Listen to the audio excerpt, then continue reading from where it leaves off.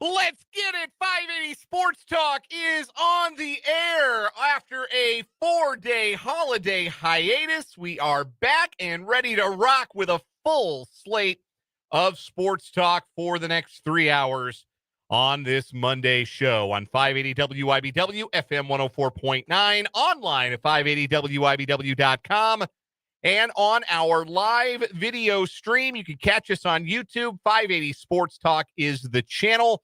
You can catch us on Facebook as well. The page is WIBW News. I'm Dan Lucero. I'm back. I was gone a lot longer than just 4 days. I took most of last week off. I am back in the building. Brendan Dworzinski is with me. We may hear from Spencer Dupuis as we go along today as well.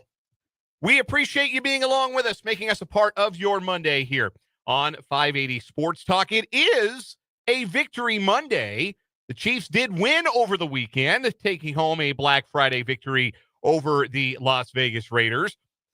Wasn't most satisfying win in Chiefs history, or even close to such. In fact, winning that one maybe felt more like getting away with something than it felt like actually winning a football game. We have some thoughts on the Chiefs, where they stand right now, and if they are facing perhaps their largest obstacle to overcome in this entire dynastic run that they have been on pretty much since Patrick Mahomes took over as the starting quarterback. Are they currently facing their biggest in-house obstacle? I'm not talking about biggest obstacle outside, like the toughest array of AFC opponents. Honestly, that might have been last year, and the Chiefs still made it work. I'm talking about in-house issues that the Chiefs have. Have they ever had a bigger one than the one they're dealing with right now? That's the question. We'll discuss that. We'll gnaw on that a little bit as we go along here. Lots of NFL to get to. Week 13 was a wild one. You can debate who the best team in the AFC is. I don't think there's any debating which team has the best vibes right now. Maybe in all of football, it is absolutely the Buffalo Bills. We will get there. I would agree. I do think they have the best vibes in the NFL right now. Philly is probably close, but there's always kind of the specter of like their coach might be an idiot. It's just kind of like they're playing really well, really well. And they're healthy, and Jalen Hurts has played well, but there's always that little bit in the back of your mind where you go, Nick Sirianni might ruin this because he like punches a ref in a temper tantrum. You know what you would not see? Nick Sirianni and Jalen Hurts doing snow angels together. No. I much more likely would see them like having a very cordial but tepid handshake. Yeah, like that's how they would celebrate. Like a couple of hearty pats on the back, perhaps after a win. But I think the Lions have pretty good vibes. The problem is that they don't have anyone to share them with anymore because their entire defense is just being torn to shreds. Yeah, they've got major injury problems there in Detroit. But there's no question right now. After this week, we can say it. The Bills are team vibes, and vibes are ephemeral. They don't always last. But right now, the Bills are team vibes. And, the team they beat last night, it's over for the San Francisco 49ers. And it might be not just this year that we're talking about. It might be this current era, this iteration of 49ers football is over after that loss last night, what they've got to deal with moving forward, possibly without Christian McCaffrey for the rest of the season. Yeah, that sucks. Everybody watching last night knew as soon as that play happened, it was over for CMC, who is so good and was playing really, really well since coming back, 2-3 weeks ago. And then took a toss, took an awkward step. He slid to just kill the play. He gave himself up, limped off the field, and that's probably the last time we will see him until 2025. And who knows what that's going to look like? Yeah. Running backs don't get younger. No, he's 29. He's 29 years old. With a CVS receipt list of injuries. Speaking of teams who it's over for, the Cincinnati Bengals. This iteration of the Bengals. Not the Burrow Bengals, but the Bengals that went to a Super Bowl and were a penalty, a Joseph Osai penalty away from maybe going to a second. That iteration of the Bengals is done and dusted. Cause of death, they cannot stop a nosebleed. We will discuss who had good weekends, who did not have good weekends in the NFL. We'll get Matt Verderam's takes as well, our NFL insider from SI.com, Sports Illustrated. Matt Verderame will join us at the bottom of this hour. there's lots of good to talk about still with the Chiefs, which is a relief because Saturday sucked. If you're a local college sports fan, Saturday blew. KU, it's over. Literally, in their sense. It is quite literally over. They are not going bowling. They finished 5-7. Felt like a marathoner who just did not have a finishing kick on Saturday in Waco. We will discuss that, and we'll have broader season eulogies and kind of where do we go from here discussions about KU and K-State in the coming days, but certainly a hugely disappointing season in Lawrence. Also, K-State goes out a loser in Farmageddon in a game that nobody wanted to win. And it was Iowa State that made fewer mistakes in a mistake-filled Saturday night in Ames. And K-State loses 3 of their last 4 to finish up at 8-4, nowhere near where Wildcat fans were expecting that team to finish this year. We will discuss the fallout as we go along, both today and in the coming days when we get our KU and K-State insiders on the program as we go along this week. But lots going on with KU and with K-State. We will get to that and also the rest of the weekend in college football. If you have come to this show for hand-wringing and scolding and lecturing about the many, many midfield skirmishes, melees, altercations, whatever word you want to use, that occurred across rivalry week in college football, usually over the planting of a flag. If you've come to this show for scolding and tut-tutting and lots of talk about class, boy, are you in the wrong place. Because flag planting is good as hell. And I'm going to tell everybody on the show why Michigan and North Carolina State, and who else tried to plant a flag? Florida. I'm going to tell you. Someone else did too. I'm going to tell you why they didn't do a single thing wrong. And if you sympathize with the losers and you're trying to protect the feelings of the losers, you might be a loser too. We're going to get to that. I'm looking forward to it. I will say, and I am in agreement with you. I love that it happened. If you want to avoid the flag planting, maybe beat them on the field. The only caveat, the only one I will add ahead of this discussion, Michigan doing it to Ohio State, awesome. 15 out of 10 would do it again. Awesome, awesome moment. Florida, your rivals are 2-10, man. They fired their whole staff except their head coach. All those boys are going to leave in the portal by like 5 o'clock today. That one rang a little more hollow. a little bit. I know it's hateful, but that one rang a little more hollow.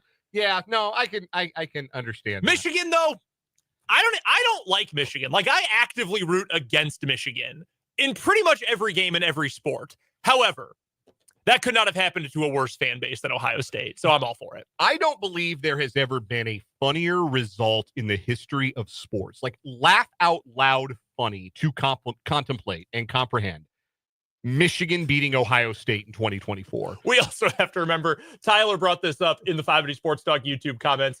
Someone did it with a trident and it escalated quickly. Yes, yeah. Arizona State housed Arizona and they brought the trident. Oh, you mean that trident? Yeah. Oh, okay, yeah. I thought we were doing Anchorman. Yeah. No, he actually tried to kill a man with a trident. Rick, you should probably find some place to lay low for a few days because you're probably wanted for murder. There was a trident planting in addition to flag planting. It was a lot. Rivalry weekend is a lot. It also proves that as much as the suits and the expanded playoff and things are the conference realignment, as much as you want to try and make college football not great, college football still rules. And this weekend showed exactly why college football is still awesome. Lots of college football to get to on today's program. And also in the 5 o'clock hour, it is the first ever edition, I believe, of a segment we're going to call 580 Sports Talk Goes to the Movies. Brendan, you did not watch the movie. No, I did not. Okay. I did with my wife, and Spencer did with his significant other. And so we are going to review in full Holiday Touchdown, A Chiefs Love Story, which aired for the first time. Its worldwide premiere on the Hallmark Channel. No, not the Hallmark Channel. Was it the Hallmark Channel? Yeah, it was the Hallmark Channel. Was it Hallmark or Lifetime? No, Lifetime's the one that did the Fugazi, Travis Kelce, Taylor Swift story with like a fake NFL team. They didn't have the chest to go and get officially licensed. No, Holiday Touchdown, A Chiefs Love Story premiered on the Hallmark Channel on Saturday. I watched it on Sunday morning with my wife. I have thoughts. My first thought, though, is that good for Ed Begley Jr. and Diedrich Bader for continuing to get work. I will support those two in anything that they are in, always. It's always nice to see Ed Begley Jr. And I can never not see Diedrich Bader and think about what his character in Office Space would do with $1 million. Hey, Richard Reel was in this movie? Yeah, the Jump to Conclusions guy. The Jump to Conclusions Matt guy. Speaking of Office Space. Exactly. Wow. Megan Price. It was a really good cast. Like for shockingly good. For a Hallmark movie. Yeah, a lot of people apparently wanted to meet Nicole Hardman. I guess that was the draw for being cast in that movie. Did you see Gold? Yeah. I saw a former 580 Sports Talk host, 580 WIBW alumnus Alex Gold was in the movie. Hey. You blink and you miss him. He was joking on social media. His car got more airtime than he did. It was parked along the street. One of the scenes. So anyhow, we will review Holiday Touchdown, a Chiefs love story later on in the 5:00 hour. We'll do our headlines. We'll start What Is Wrong With You for the month of December, our final month of the competition. And of course, we will have a little good, bad, ugly as well. All of that, plus your interactions today on the show. We'd love to hear from you. The text line is wide open. 785-272-9429 is the text line number. 785-272-9429. You can also interact if you're watching on YouTube. Thanks for being with us on the YouTube channel, 580 Sports Talk. There's a live chat feature. Hello to Mark B., Mark H., Clayton, Tyler, Paul already in today as well. Appreciate you guys chiming in, interacting with each other and with us as we go along on the program today.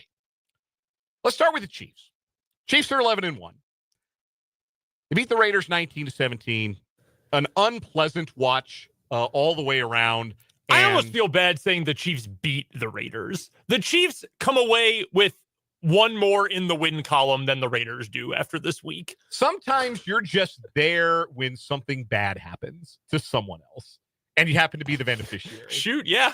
Yeah, that's true. Yeah, sometimes you're just right place, right time. You are a witness to the worst day of someone's life. Yes. Sometimes it just be like that. And that's a lot of how the Raiders have lost games over like the last, 2 decades? Like that's just kind of who the Raiders are. We spoke to this on the instant reaction video, which you can find on our YouTube channel, 580 Sports Talk. We got together on Black Friday, did a quick instant reaction to the game after it ended.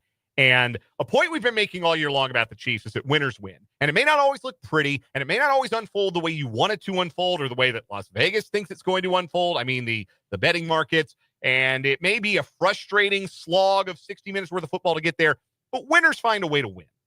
And it's true about these Chiefs that they've made winning into a habit over all of this time. They have won 14 consecutive one-score games. That is a remarkable stretch of whatever you want to call it. Winning, good fortune, it's a little of both.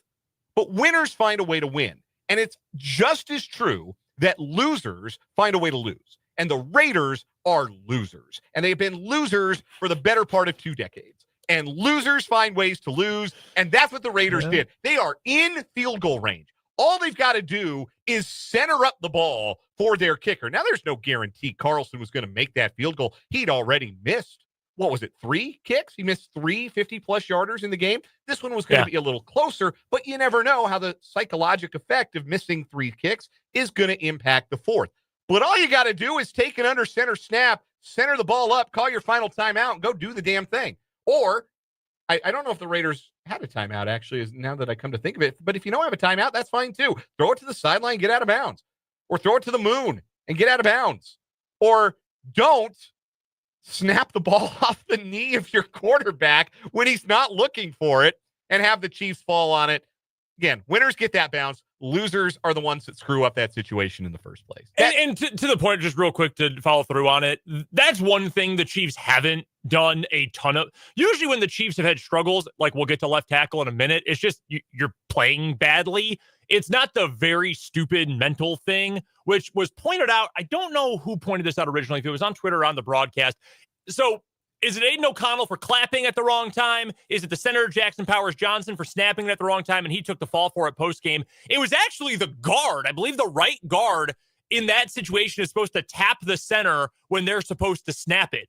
Well, he tapped him early. So, of course, he snapped it early. It's like you screwed up your mousetrap contraption, and that's what happened on the whole thing. So it's that little just attention to detail stuff. Yeah, that's exactly right. Yeah, and the Chiefs have been great at that. That's how you win. That's how you win over and over, because when you're in a position to win a game, you don't screw something like that up. And that's how you lose. You lose because you put yourself in a position to get something wrong, and you get something wrong. The other team makes the mistake and not you. The Chiefs obviously have gotten quite good at that over the years. But you mentioned left tackle, and it is the reason why Friday was so largely unpleasant for the Chiefs offense. If you really go and look at the last 2 weeks of Chiefs football, games the Chiefs have won, games, in fact, that in periods of time, the Chiefs have looked great on offense. Not just good, great. You put 30 up on the Panthers. You put 30 up on an NFL team, you did something really well. There were really good-looking drives against the Raiders, good-looking moments, good plays. If you look at why the Chiefs haven't finished drives or scored on drives or had to punt, it is almost always because there was a sack that Wanya Morris gave up, or there's a penalty on Wanya Morris. He is murdering drives right now for the Chiefs. And it is fair to note that he's probably playing at less than 100%. But then again, who isn't in December in the NFL? But we know that Morris got dinged, and he came out of the Bills game, and Kingsley Suamataia came in and was unacceptably bad, to the point where he's not even active on game days anymore. And the Chiefs went out and signed DJ Humphries. Now, Andy Reid would not commit to playing Humphries at left tackle this coming Sunday night against the Chargers, but did say at his press availability today that there is a chance that it could be Humphries at left tackle. All I know is this: it can't be Wanya Morris again.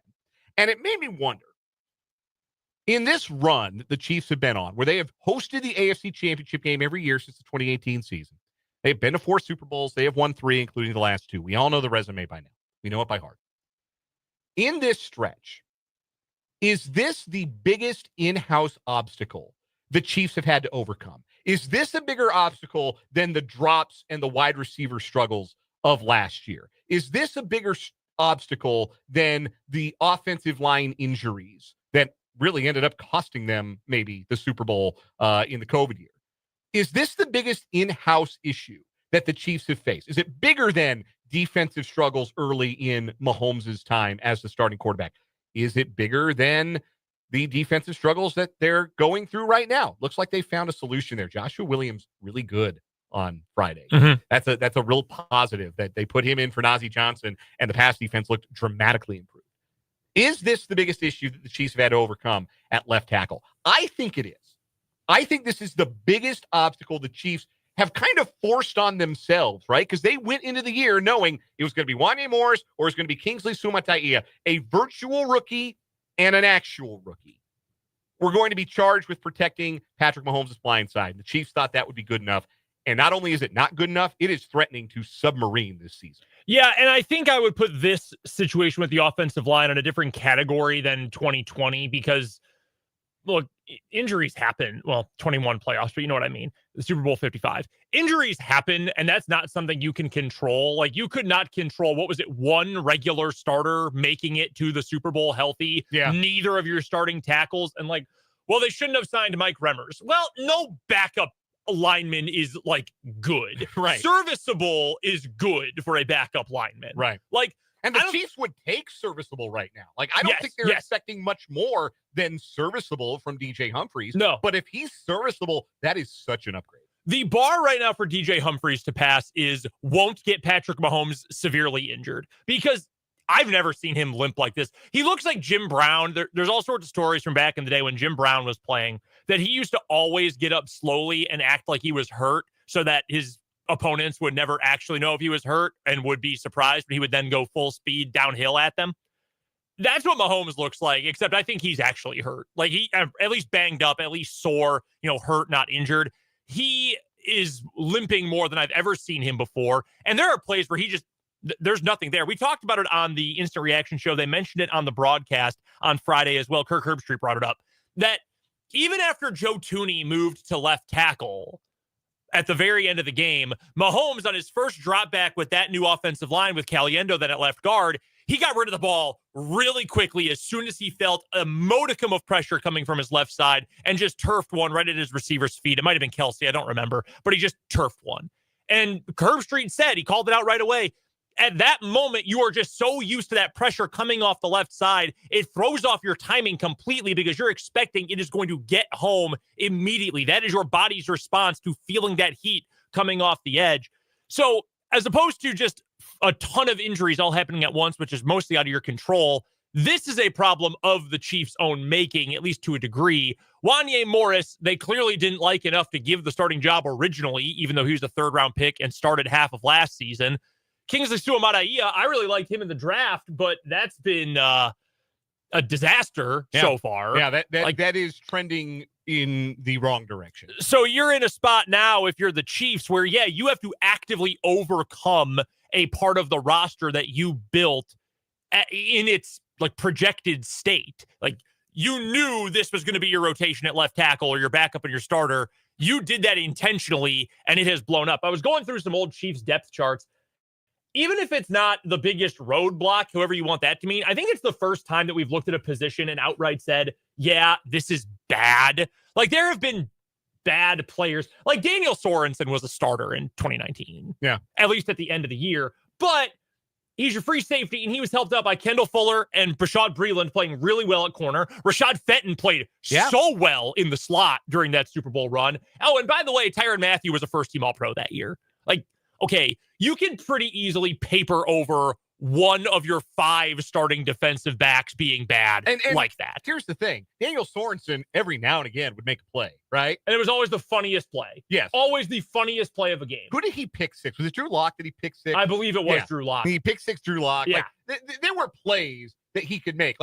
He was probably below replacement level, but he was not, actively just killing you drive after drive after drive. He'd bust a coverage. I remember one time he was supposed to cover Dawson Knox on a deep route and then just kind of wandered off toward the sideline like he saw a dog. Yeah, I remember exactly the play you're talking about. Dawson Knox wide open down the sideline for a touchdown. So, but Wanya Morris is every drive. And offensive line is has more of an independent, outcome, or they determine the outcome of the play more so than a defensive back does. A defensive back is reacting, right? You're scanning, what is the offense doing? Where's the ball going? React to it. You got to be in the right position, of course, too. Offensive line, you are the protection for the catalyst of every single play. Whether it's a handoff, a toss, a drop back, whatever, you are the one who is tasked with making sure that whoever's in the backfield is staying protected and staying safe. You have a more direct, individualized outcome, or cause the outcome more individually than most other positions outside of quarterback. It's easier to pick on a guy like that. And right now, teams are picking on the Chiefs. And I think it's also worth noting, we talked about this last week when Mitchell Schwartz brought up the fact that the Chiefs are now struggling on the right side of the line too, because they cannot come up with an answer for TE stunts. They do not have an answer right now, and it's killing Trey Smith on the inside because suddenly Trey, who had a really good start to the year, is matched up on rush ends coming from the interior with a full head of steam now, and Juwan Taylor is matched up on the defensive tackles. It's a really tough spot to be in, but it's starting to crumble, and you've got to find an answer, because if it's just 1 out of 5, okay, it's a problem, but you can live with it. Now, if it's anywhere from up to 3 out of 5 guys are having struggles, suddenly your offense cannot get in the rhythm you're looking for. And it's a cascading effect that affects your best player. As Mark B points out in the YouTube live chat, when your franchise quarterback doesn't have any confidence in his blind side, you really have an issue.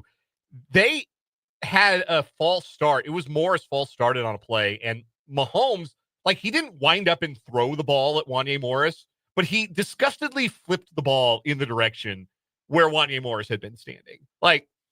It is grating on Mahomes. This is 2 years in a row we've seen him deal with in-season frustration. Last year, it was because nobody could catch anything. This is a little different, right? This is the kind of, somebody's not going to drop it. You figure, all right, well, I'll keep letting it rip, and maybe one of them will stick. Maybe one of these bozos will finally catch one of these balls. And then, look what happened in the playoffs. MVS was the closer. He went from a guy you could not throw the ball to the closer in the AFC Championship game. Yeah. You see what he's doing the last couple of weeks for the Saints, dude? I know. Dude, he is the perfect Derek Carr receiver. Derek Carr can only do one thing, and it's throw lollipops 45 yards, and MVS can't catch a ball thrown any harder than that. So he's the perfect player for it. But it's driving me up a wall. It's one thing when your wide receivers are struggling, but when your offensive line is struggling, when you feel like that internal clock in your head now is shorter by even just a half second, you're not letting plays develop. Things are going to break down. You start scrambling. You're prone to bigger hits. You're prone to injury. Like, it is a cascading effect, 100%. And Mahomes is eating more sacks recently, not just because Wanya Morris has struggled. Paul points out in the YouTube live chat that the Chiefs want to push the ball down the field this year, and they can't do it because when Mahomes catches the snap, there's a defensive lineman in his lap. I think they're still trying to push the ball down the field. There have been a lot of plays that have looked like coverage sacks to me. I think of the 5 sacks and I'd have to go back and eat the tape, but there were a couple of sacks really the last couple of weeks against Carolina and against Las Vegas where it feels like just Mahomes doesn't have time. Like their coverage sack, or Mahomes has the time. He doesn't have anybody to throw to, and the plays are breaking down. You're having some coverage sacks, which is its own problem. But I think that the struggles that Morris has had the last 2 weeks have taken the offense in the wrong direction. Just when I thought that the comfort level was starting to go up for Mahomes and for the passing game, and now it should be going up further because Isaiah Pacheco is back and he looks spry, and the running game should be more effective and more explosive. This is when the Chiefs should be starting to hit the gas. This is when they always hit the gas, right? This is December. This is the time of year where they round into form. They collect the Infinity Stones, whatever you want to call it. They are not able to do that right now because there is no confidence in that left tackle position. So if DJ Humphries plays at the Pro Bowl level that he played at in 2021, that's wonderful. But all he needs to do is not kill drives in the womb. All he needs to do is make sure that there are no huge negative plays or costly penalties, because when the Chiefs have avoided those, they're finishing drives and scoring pretty much as a matter of routine. The thing that is killing the Chiefs right now on offense is Wanya Morris. You remove that from the equation and you replace it with something even just bare minimum serviceable. I think the Chiefs are going to be just fine. But it's a big obstacle, and they have got to overcome it. We're going to take a quick break. We've had a shakeup in the show lineup, so we're going to come back with some good, bad, ugly when we come back on the other side of this first time out. You're listening to 580 Sports Talk on a Monday.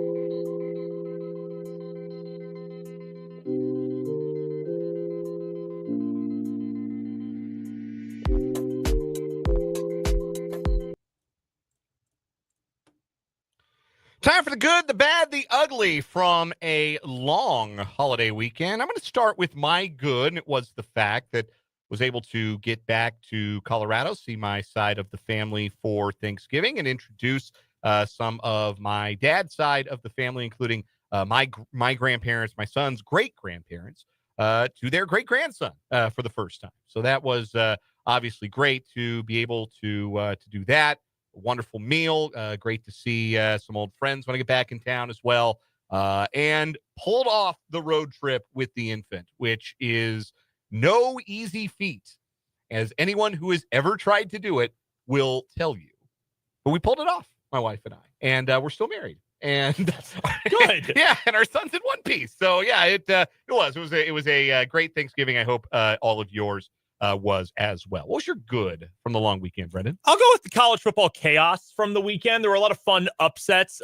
Michigan versus Ohio State. I mean, that's truly like the Khmer Rouge versus like fascist Italy. But in the end, Michigan winning was very funny.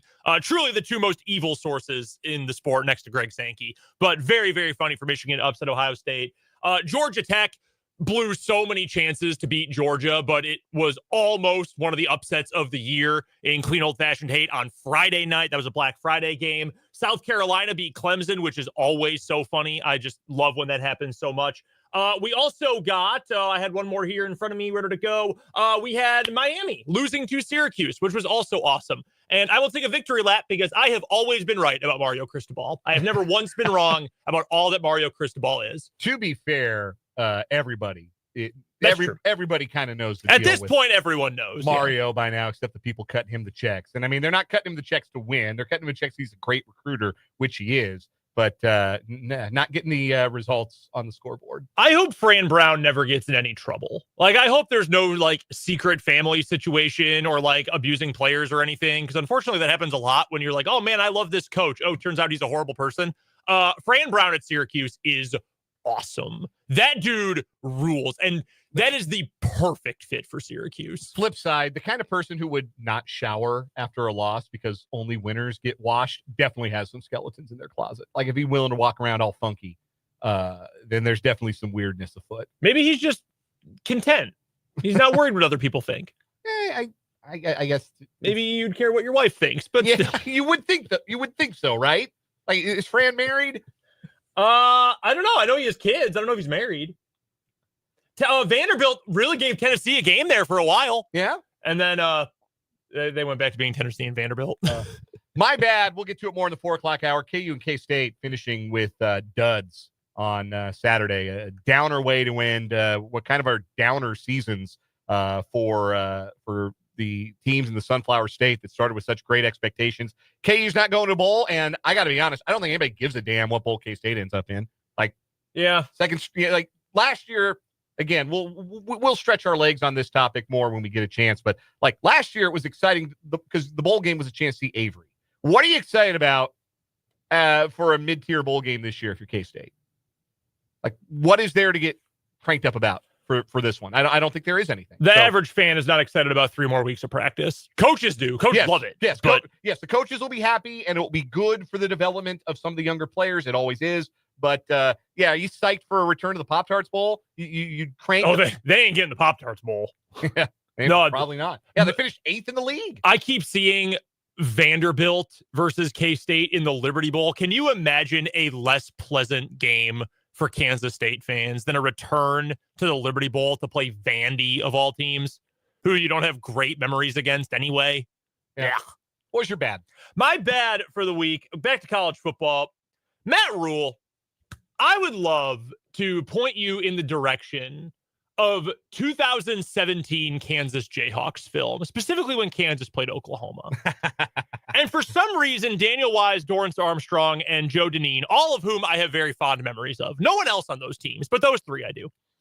Decided not to shake hands with Baker Mayfield. I remember this. And then Baker Mayfield, on his way to a Heisman Trophy, just tore the Jayhawks a new one and ripped into them and then told the fans behind him in the student section to go wait for basketball. It was very embarrassing. And yeah, that's kind of what happens when you show disrespect. Matt Rule, maybe you should have learned from that before you very clearly had your captains intentionally not shake hands with the Iowa captains. And then allegedly, according to one of those Iowa captains, when he called you out for it on the sideline, told him, "Who are you?" Maybe don't do that when you are 2024 Nebraska. This ain't Tom Osborne's team anymore. This ain't even Frank Solich's team or Bo Pelini's team anymore. This isn't Bo Pelini's Nebraska. No, Congrats it's not. on the bowl game, though. They easily got bowl eligibility. They just had to go to the Capital One Bowl every year. Iowa had 5 first downs in that game, and they won. Yeah, dude, stop. It was because it was clearly coordinated. Because all the Nebraska players, when it was time for the handshake, not only did they just kind of stand there, they intentionally put their hands behind their back, like it was some sort of like military standoff. It was very clearly coordinated and very embarrassing if you're them. My ugly for the weekend, Azeez Al-Shaair shit on Trevor Lawrence. Disgusting. Clearly meant to injure. He's already a player who'd been fined earlier this year for rabbit punching Roschon Johnson of the Bears. After shoving Caleb Williams 15 feet out of bounds. Yeah. May I also add in addition to the ugly, because that was my pick as well, the apology. A tip for Azeez Al-Shaair and everybody else who wants to apologize this way or has to apologize in a public light. I'm sorry that happened to you is not an apology. Not an apology. No. I am sorry that I injured you. That is an apology. And Al-Shaair has gone on and said, people said racist things and Islamophobic things to me in the stands. That's inappropriate. If that happened, that sucks. That's too bad that happened. Yes. But here's the thing. Aside from that, you did not apologize. Saying I'm sorry that happened to you is not an apology. And it's not a surprise from a guy in Azeez Al-Shaair who has been a dirty player all year. He's a really good player. He's also a really dirty player. Yeah. No, 100%. 100%. And as much as I like D'Amico Ryans, I'm sorry, I know we're tight. As much as I like D'Amico Ryans, him saying that's not how we coach our guys and that's not who Azeez is, 1 week after he had another late hit, like, dude, he very much is this guy. He is the dirty linebacker. Yeah, that's the scarlet letter he'll have to carry around for the rest of his career. We're going to take a quick break. No Matt Verderame today, a late scratch from our Monday lineup. We'll try and have Matt on tomorrow's program, but something came up with Matt today. He can't join us. So when we come back, quick look at what Andy Reid had to say and his press availability today and what it means for this coming Sunday against the Chargers. That's next on 580 Sports Talk.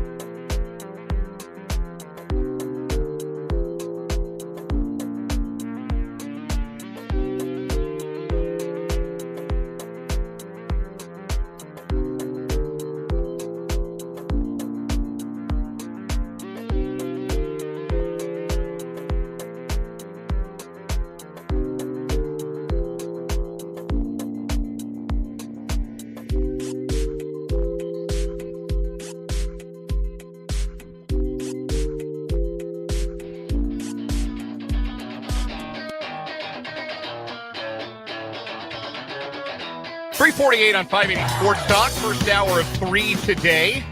Chiefs Kingdom will follow us at 6 o'clock. Mitch Holtis, voice of the Chiefs from a Hy-Vee location in the Kansas City metro area.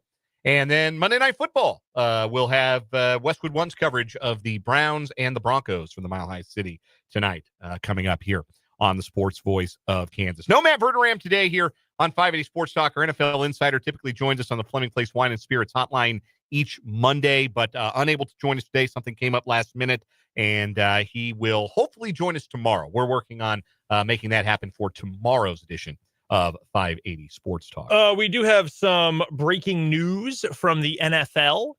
Okay. Wow, this is actually even worse than you could have expected for the San Francisco 49ers. Per Ian Rappaport of NFL Network, not only is Christian McCaffrey going on injured reserve, so is Jordan Mason. Their number 1 and number 2 running backs are both going on IR. McCaffrey is expected to miss at least 6 weeks with a PCL injury. Well, there won't be playoffs for the Niners this year, so that doesn't matter. He's done for the year. Also, Jordan Mason has a high ankle sprain, both going on IR. I see.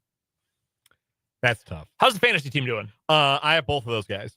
Oh, no. Oh, you got Mason too? Yeah, I had the handcuff. Yeah. Oh, dear. Yeah. That's well, that was looking all right for a little bit there early in the year. Yeah, it's tough for your boy. I better, if I don't get Gorendo on waivers, it's going to be a problem. Also, another piece of news, this breaking, according to my source, my wife, Oklahoma has a new offensive coordinator, Nick Arbuckle. Is it Nick Arbuckle? Former OC at Washington State. Yes. That apparently, according to the Coug boards and the places my wife gets her news about her alma mater, apparently that has been done for weeks. It is Ben Arbuckle. Nick Arbuckle is one of the quarterbacks in the CFL. And John Arbuckle is Garfield's dad. Yes, he is. Apparently, he interviewed for that job like 4 weeks ago, and fans up in the Pacific Northwest are not happy.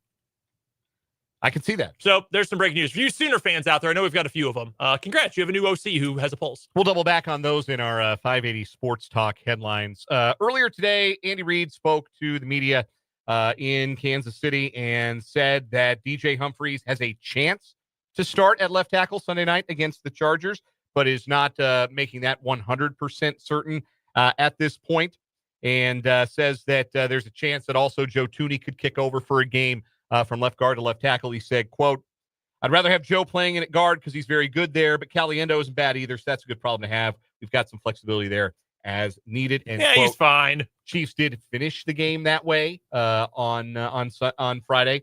Yeah. Also, this quote, when asked directly, what's gone wrong at left tackle, this is what Reid said. "Listen, we've got young guys working in there, and so the growth, they're going against good players, and the good ones have gotten probably the better of us. It's things that these guys will learn from, and they can bank for the future and get themselves better, and I think that will help us down the road." End quote. On the one hand, that is certainly the hope that baptism by fire helps forge better careers moving forward. The flip side is this. Yes, they have had the better of them gotten by some good players. Mm-hmm. Caleb Chason is not a good player. No, he's not. And he looked like Lawrence Taylor on Friday. Jadeveon Clowney had his best game of the year the week prior. DJ Wonnum is probably going to make a lot of money based on what he did to Wanya Morris 2 weeks ago for the Panthers. Nick Bonito is going to make like $80 million based off what he did to Wanya Morris when the Chiefs played the Broncos. Like, it's not just the good players. And, oh, by the way, yeah, there are a couple of good edge rushers on the Chargers that the Chiefs face next week. So yep. I can tell you this. I don't know if it's going to be DJ Humphries or not. I don't know if Reid is slow playing it or whatever, but I know this. It ain't going to be Wanya Morris. I guarantee you it will not be that. Can't be. We'll take one final break, come back, give out some game balls from the weekend that was as we wrap up the first hour of 580 Sports Talk.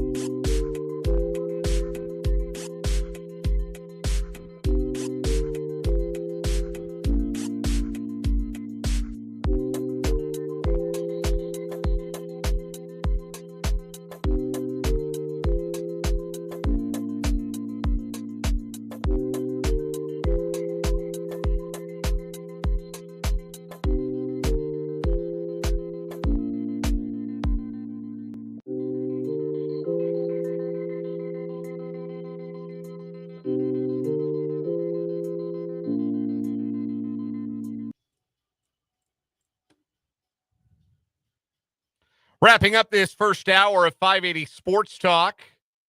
Let's grab some game balls from the sports weekend. We have to do Chiefs game balls. Can if we want, real quick. No reason not to, I guess. Joshua Williams played really well coming in for Najee Johnson. Looks like his benching maybe had the desired effect. And I look forward to seeing how the Chiefs defense looks with him at CB2 the rest of the way. No, I'm not giving out a game ball. Okay. Play better. That's fine.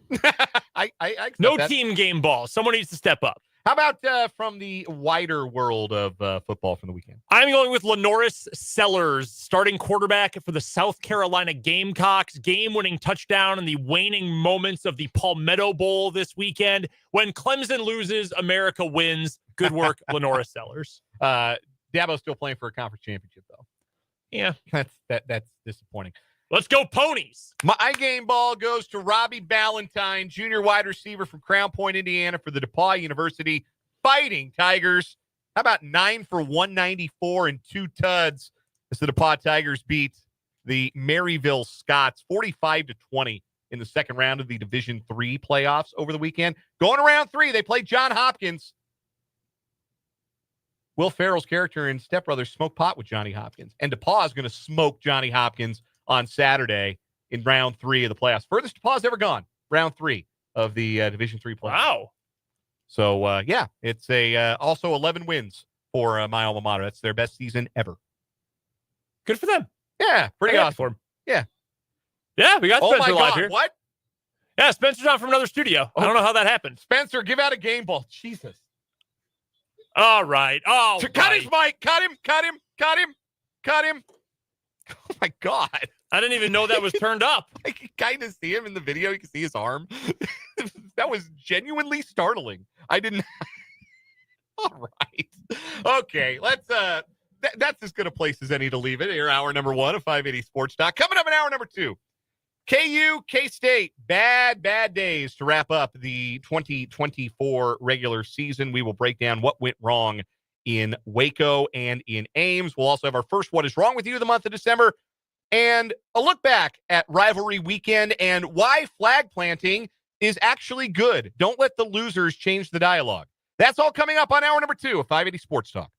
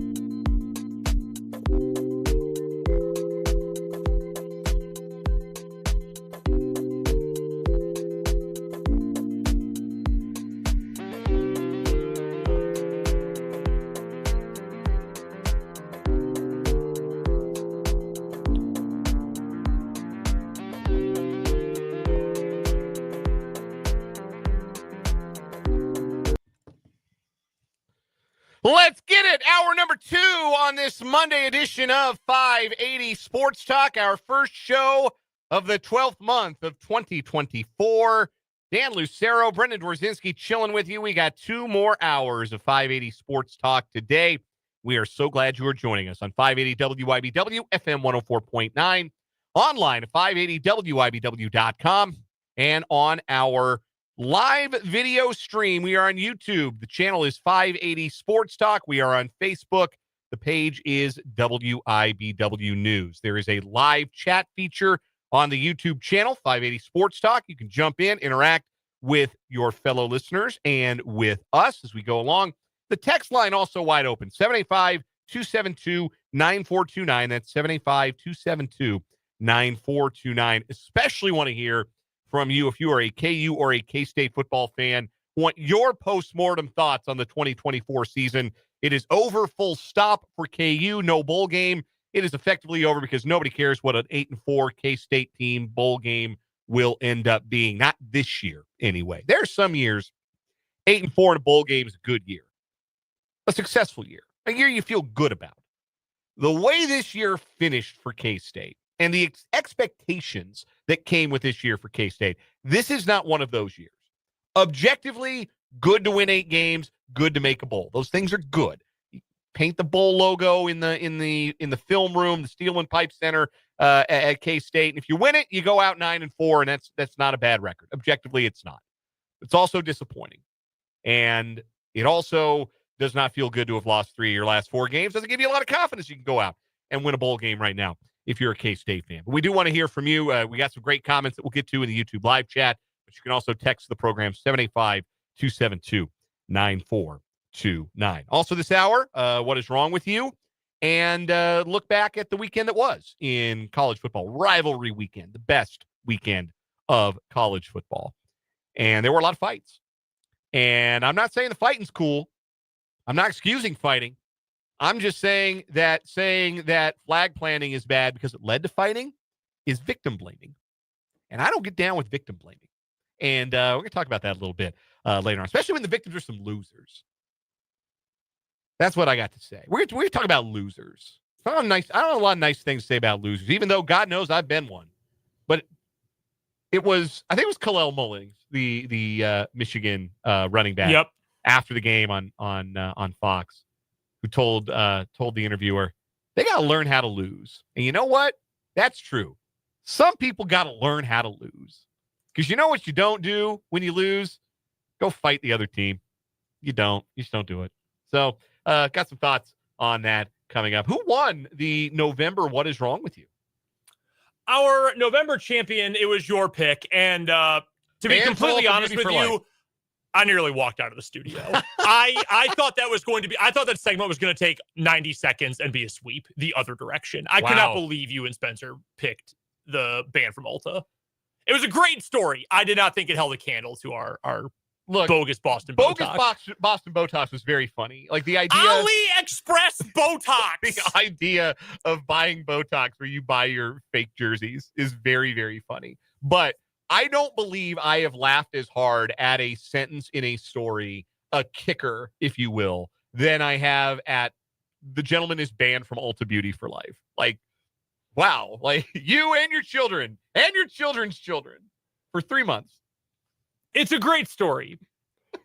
She bought Botox from Alibaba at 1/13th the going rate. It cost $6.50 a vial above board. She was paying black market $50 prices. I was putting it in people's face. Yeah, she was. Look, I understand. I'm still bitter that the guy who bought a monkey didn't win the year back in the day. The guy who tried to buy a monkey with Amazon gift cards. And it didn't win. The worst part of that is that Jake was so adamant defending the guy. Jake felt sorry for you him. cannot buy a monkey with Amazon gift cards. One of my favorite stories maybe in the history of the program. And I'm still mad that wasn't a yearly champion. But a monkey. He did. He wanted to buy a monkey. I think his quote was, "I wanted to be different."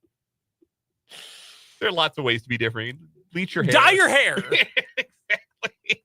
It says something about us that we both came to that. Get some cool shoes, man. That same that same conclusion. That was a thing that I missed being gone Tuesday and Wednesday. I also saw where I missed something that was labeled on the YouTube video as Brendan's big announcement. I didn't double back on this, but I got to be honest. Usually when we do like big announcements on the show, it means somebody's leaving. Yes, I had at the start of the show on Tuesday, I prefaced by saying, hey, it's not bad. So be listening at 4, but it's not a bad thing. Well, I mean, sometimes like you could have been saying like, hey, I'm going to host a 6:00 Sports Center. That wouldn't have been bad. We'd miss you. But not bad for the sake of the show. So it wasn't that thing. It was the other thing that we've had to talk around for like 5 months. Oh, yeah. A long time. But anyway, in case anybody has missed it, in case there was a holiday audience that we lost last week that we are just now getting back to the regular routine. You want to tell the people again real fast? Yeah, my wife and I are expecting our first child here in probably not going to be too long. Matter of days. Yeah. Like you're really into like when I told the people we were about a month out. So I still had a little bit of time to kind of like steel myself for the ultimate outcome. And you have hours. Yeah, no, I mean you could count down the hours probably. Yeah. You've got hours. Yeah. But that'll be here soon, but we are very excited about it. So if you don't hear from me for a couple of weeks, that's why. Yeah. So not any other nefarious reasons. It's just that. So Brendan will be gone for a while on paternity leave. We will miss him while he is gone, but the royal we, what's the word? Damn it. I just know the line. Collective. Is it the collective? The collective we? Yeah, the royal we, I've never heard that phrase. Yeah, the royal we. I have been over the moon for you and your wife. Excited that you get to go on this journey together. Not to be too sentimental about it, but like I remember when you started here, and man, because I started here not that long before you, and anybody who's been rocking with us for that long, because I started here September 2016, and I had a little hiatus around COVID, but I've been back for better part of 2 years now. And you started what, July 17th? August 29th of 2017. Okay, so it was the late summer of 2017. So people who've been rocking with us for that long have quite literally seen us grown up or listened to us grow up and go from, let's say, extremely single young men who maybe were enjoying their singlehood and maybe also didn't know how to cook for themselves and eat fast food for lunch every day in the bullpen to now a father and a father to be. And that's kind of wild, and it's pretty cool. Yeah, and, I wasn't. really I was about a week away, or I was my 23rd birthday was that weekend after I started. So yeah, I was 22 when I started here. So yeah, lived a lot of life on these airwaves. So yeah, y'all have gotten to see that, experience that. JB offers Tiger as an option for names in case you haven't come up with one. I know you have. I don't know what it is, but I know that you have. Yeah, no one does. I think my parents and my wife's parents are furious about it. We didn't tell anybody either. We thought we knew, but like if Asher had come out and didn't look like an Asher, we're gonna have to pivot. Yeah, like, you gotta make a change. It has to match. Yeah. Right? Yeah. So here's the thing. No. Okay. I will not be going with Tiger. Nothing that makes me think of Mizzou. Nothing that makes me think of Clemson. So if it ends up being a boy, both Eli and Dabo are also off the table. There you go.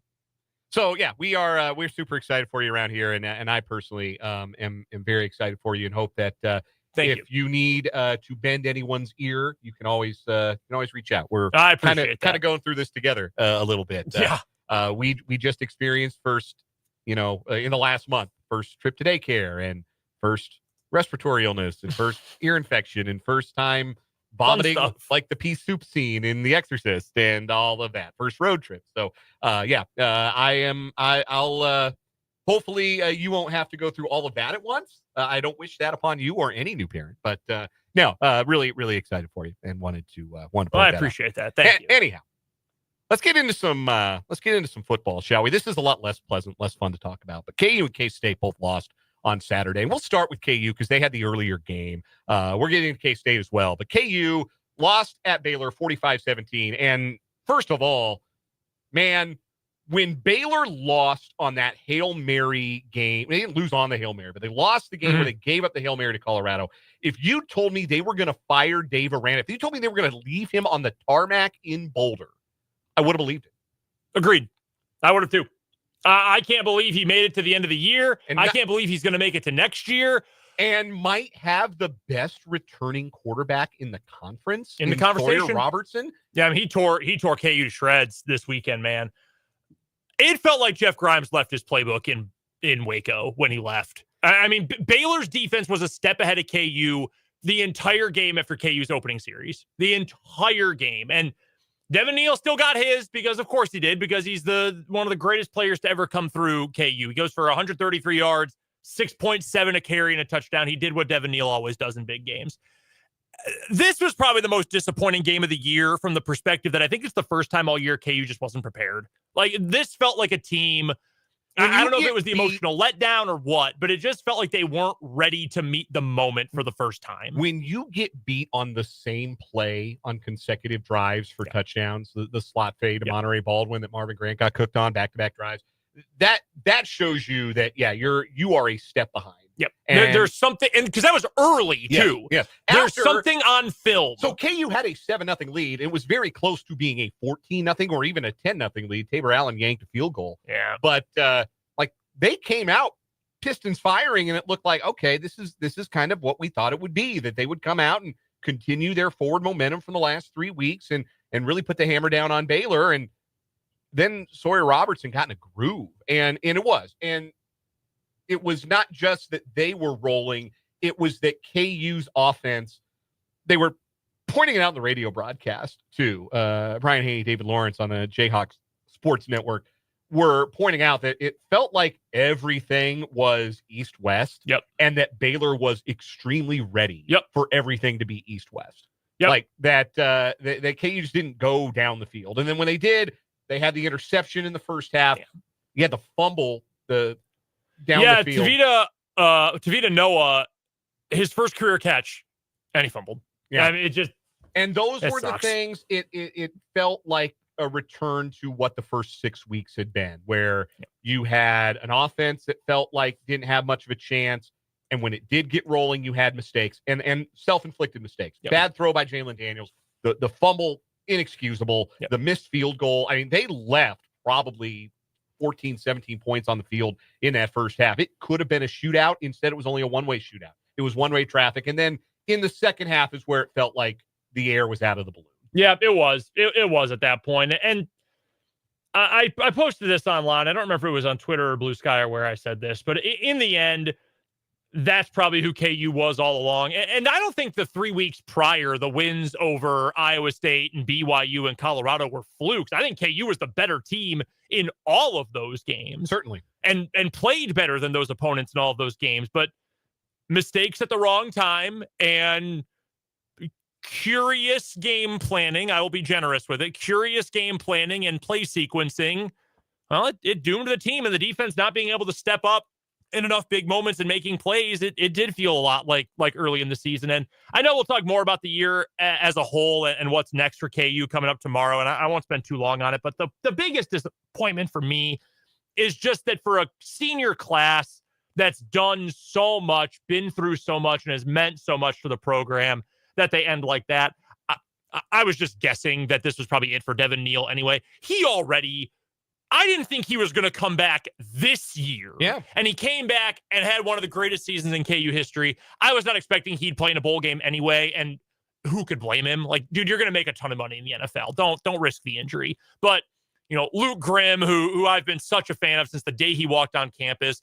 I don't know what the future holds for JD. We'll talk about that tomorrow. But Kobe Bryant and Mello Dotson and Jeremy Robinson and some of these other guys, both offense and defense, I just feel bad that, and in a sense, like, well, don't feel bad. It's their own fault. Yeah, I get that. But it sucks to have a season with this much hype and with this kind of disappointment and to not get one more game and one more month of practice with your guys. So I feel bad about that. This is just kind of who this KU team was this year, and that is disappointing given what the expectations were. No, absolutely. And it's freaking Baylor. KU has never won in Waco. Never. And Baylor, pre-Art Briles, had some pretty damn bad teams. Yes, they did. And KU still has never won there. Now, granted, KU is also not exactly like Alabama. So right. KU's also had some bad teams. No, that's a disappointing way to go out for KU. They finished 5-7. K-State loses Farmageddon 29-21. I saw a lot on social media after the game, including from like guys whose opinions I really respect. Like this is not like be true to your school social media, like EMAW grad 1982 on Twitter or whatever. These are like the beat writers, the reporters, even our guy Tim Fitzgerald. I'm gonna ask Fitz about this when we have him on Wednesday. But I saw a lot about Iowa State was more physical, or Iowa State wanted to win more than K-State does, and that was not the football game that I watched on Saturday. I don't think that was the game I saw at all. I saw two teams trying their very best to lose a football game. I saw poorly played, poorly coached, poorly quarterbacked football from both sides. Rocco Becht was abysmal. I would never again say to me, Rocco Becht is the ceiling raiser at quarterback. Yeah, I mean, I've defended Becht all year, and he was terrible. I mean, there's no getting around it. He was so bad. What did he end up completing? Like 40% of his passes, maybe less. And should have thrown probably half a dozen interceptions. Yeah, he was terrible in the game. But you know what he didn't do? Drop back 30 yards into his own end zone and commit an intentional grounding penalty. I think, and I don't want to signal, it's going to sound like I'm singling out Avery. It's not just him. That was a very dumb play. I don't think as a collective, K-State plays with a high football IQ. And I think that's been a problem all year. And I think that reared its ugly head in this game in particular. It's the little things that we know from K-State. You win doing the dirty stuff. You win on special teams. The little thing. You're not penalized. You don't make the dumb mistakes. Yeah. Special teams has sucked for 2 years now, and really, like, they three of the last 4. They brought in an NFL guy. Yeah. A guy with an NFL special teams background to coach special teams. Special teams is terrible. Awful. That was the worst K-State special teams I've ever seen, and last year had been the previous worst special teams I'd ever seen from K-State. The last time I felt like K-State was this bad at the little things, the details from snap to snap, game to game, was Bill Snyder's last year. I thought that's where you're going with that. I would agree. I don't think I've seen a Chris Kleiman team that was this poor when it came to, like you said, the details, the tackling, the blocking, the execution, the game plan, the decision making, the hidden yards, turnovers, things like that. Just disappointing for a K-State team to look like that. Yeah, it just is really unfortunate. I was looking earlier at the net success rate chart from this week. In terms of success rate offensively, K-State outplayed Iowa State in this game. And that doesn't really surprise me. No. I mean, it's hard to believe K-State only got to 21 in this game. I mean, they had so many opportunities. They had about 20 minutes of game time down by 1 score. Yeah. They cut it to 24-21 with just a tick under 5 minutes to go. 3 more possessions. Safety, downs. Like that's not the K-State football that I'm used to. No. And I think, like, big picture, kind of similar spots for KU and K-State, but we get to them in different ways. I feel like there's a little bit of a reckoning that kind of needs to come for K-State. And I don't mean that in like an Armageddon sense, like fire everybody, put everyone in the portal, rebuild the whole. I'm not saying that. And I'm not one of the, like, I think they're insane. Anyone who wants to get rid of Chris Kleiman, like, I think that's crazy. Yes, absolutely. Now, do I think Chris Kleiman probably needs to have some hard conversations with his staff? Yes, I do. Yes, because when you do not meet the expectations as a program, that's what has to happen. Yep. Those are the conversations they're having in Stillwater. Those are the conversations they're having in Lubbock. They've already had those in Lubbock. They ash-canned the DC and the special teams guy the day after the season. It's the conversations they're having in Arizona. Brent Brennan's got to fire a lot of his guys that he brought over. And Dino Babers lasted 3 games on their staff, essentially. He was such a rising star at one point. Did you see he is coming back, though, Brennan? Yes, Brennan is coming back, but he has to make changes. Yeah. And that's just it. That is the conversation, that when you have a season where you do not meet expectations, changes have to be made. And that's what K-State has to look in the mirror and say, look, we had as much talent on offense as any team in the Big 12, and we didn't get close to our ceiling as an offense. We didn't get close. Sorry to cut you off. I just wanted to add, I think K-State, I was having this conversation with my wife just yesterday. I think K-State is in sort of a crossroads kind of spot among the fan base, but also within the program. there is the desire to be one of the big dogs and to say we are a playoff contender. We think we can win a national championship. We should at the very least be playing for the Big 12 title every year.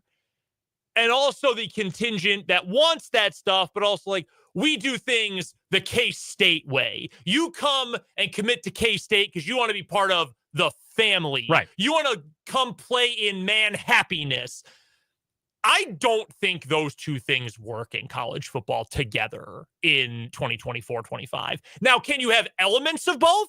Yes, obviously, absolutely. But I don't think you can be like, well, we're the family program and also be, we're the big dog program. Because I'll tell you what, outside of Kirby Smart with Mike Bobo, for some reason, those schools that are contending for titles all the time, you know what they're doing? They're making changes. Yeah. They're cutting dudes. They're telling more guys, hey, buddy, portal. Hit the portal. We will help you, but get in the portal. And there is history of Chris Kleiman doing this. Courtney Messingham is Chris Kleiman's best friend in the world. I shouldn't say is. Probably that's a past tense thing now. Because Chris Kleiman had to fire him after that Texas game 3 years ago. Had to. There was no choice. Yep. It could not keep being that, so Courtney Messingham had to go. Yep. Will Is it Howard, that long ago already? Yeah. Wow. 3 years. 2 years of Klein, 1 year now of Riley and Wells. Wow. Will Howard won a Big 12 championship. Very easy to be sentimental about a guy who comes off the oak and develops in your program and sticks around, even though it looks like he's going to be the backup. You recruit over him in the portal. He sticks around and you win a conference title with him. You got a better option on the bench, man. You got to go hit the portal. Yep. They've done that. Yep. So I don't have the lack of faith that I think some K-State fans do right now, that they're going to sit back and just say, hey, 8-4 is okay. Chris Kleiman got defensive in his press conference about 8 wins.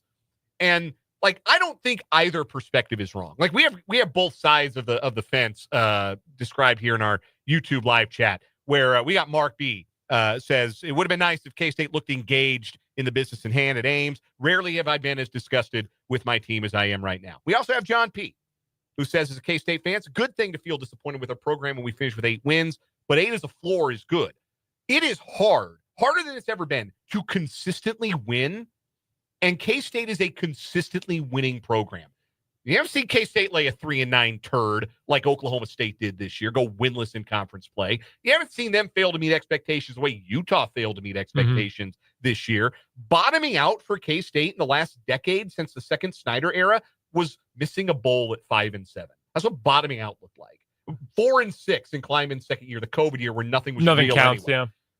Yeah. Other than that, what's he done? 8-4, 8-4, 8-4 conference title? Yes. Yeah. Yes. And that is a pretty good baseline, but it's hard to get from that to the next level, which is being the big dog in the conference. And if you're going to do the hard thing, you have to make some hard decisions. And K-State's going to have to make some hard decisions about how they move forward with their coaching staff and how they get back to being the program that does the little things right with a talent level that they hope continues to be on the high end of the Big 12. Because that's why I think you have the right to be frustrated if you're a K-State fan going 8-4 this year, because there wasn't a single one of those 4 losses where you weren't the better team on paper. Really quick, and this is a question that probably deserves a longer answer than we have time for. What would you say is the K-State identity? Like right now? I think that they are halfway between the identity that has been their bedrock for all these years, which is we are the family program. We're the underdogs. We're going to do the little things right. We're going to out-execute you. We're going to out-tough you. And we're the big dogs in this new league. We're going to out-recruit you. We're going to out-talent you. They've never been the program that's going to out-talent you, except for maybe like a year or two under Snyder when they had that kind of talent. They've never been we're going to straight up out-talent you every Saturday. That's a hard line to walk, to be the more talent than you program and the underdog, we're going to outwork you program. That's the balance that Chris Kleiman has to find, because I think that he went from a program in Division I AA where they did out-talent everybody. And then he came and fostered the underdog mentality. And now they do. They have to find that balance between, we are going to recruit. We do have the NIL resources, and we do have the want to in this conference as much as any other team. So the talent level in Manhattan should remain high. They've recruited at a high level. We'll talk about one guy that they've recruited that may not end up in Manhattan after all when we get to headlines. But how do you balance being the blue-collar underdog? And to the point I was making to Mark B on YouTube, his answer to my question about that is blue-collar tough and do the dirty work. Historically, like in the last 3 decades, yes, I agree. Like that's what has built K-State into this program it is. The problem is, I don't think this year's team was that. No. Like, I think K-State played really dumb football way too often this year. And the special teams, again, stink. Not just dumb football. I think they played soft football. I think so, too. I think they were a softer team on a lot of occasions. I don't think that's always an easy cut and dry thing to say. Like, I think the defense for K-State deserves a ton of credit for how they played Saturday. They weren't going to get embarrassed by Abu Sama again. Nope. They gave up 2 short field touchdowns. And other than that, the defense gave up, let me do the math on this, 13 points that weren't short field points because your offense put you in a terrible spot. And that's the situation I think K-State is in going forward is, what do you want to go into more of a, we're going to out-talent you, finesse, like almost flash kind of program? Fine, but you got to commit to it. Or are you going to, is Chris Kleiman going to come out and say, you know what, we're getting back, we're going to pound the stone. Yes. We're going to bring that back. And we're going to be special teams you again. And we're going to be the blue collar team. We're going to play with a chip on our shoulder. I think the fact that they're kind of in the middle ground now is not you don't want to be a tweener. No. Not in the NFL draft, not when you're getting picked for like your middle school basketball team, not when you're trying to find an identity as a program. I think K-State needs to commit. Which way are we going to go? And I think whichever they choose, they can find success. Yes. You can't live in the gray area for too long, though. If you're a tweener, you'll win 8 games every year. And you'll, continue to beat your rivals here and there. Spend a lot of time in prime time on FS1. Yes. And I don't think that's entirely satisfying. I think that, and again, we'll explore this more on Wednesday, but I think that the 2022 Big 12 championship suggested a program on the rise. And the last 2 years suggest a program that maybe has plateaued a little bit. How do you get to the next level? That's the question Chris Kleiman and company have to answer this offseason. We're going to take a break, come back with What is Wrong with You next on 580 Sports Talk. Before we get there, though, I did want to remind you guys to go check out my good friends at Calhoun's Jewelers, located right here in the capital city at 1801 Gage Boulevard. And right now, the winter sale is going on. You have heard all about my stories with my good friends over at Calhoun's, what they've been able to do for me, for my wife, from the time we got engaged up to our wedding, and even now to this day. They're so helpful. And now during the winter sale, everything store-wide is on sale up to 60% off. So go check them out in person on Gage Boulevard or check them out online at calhounsjewelers.com.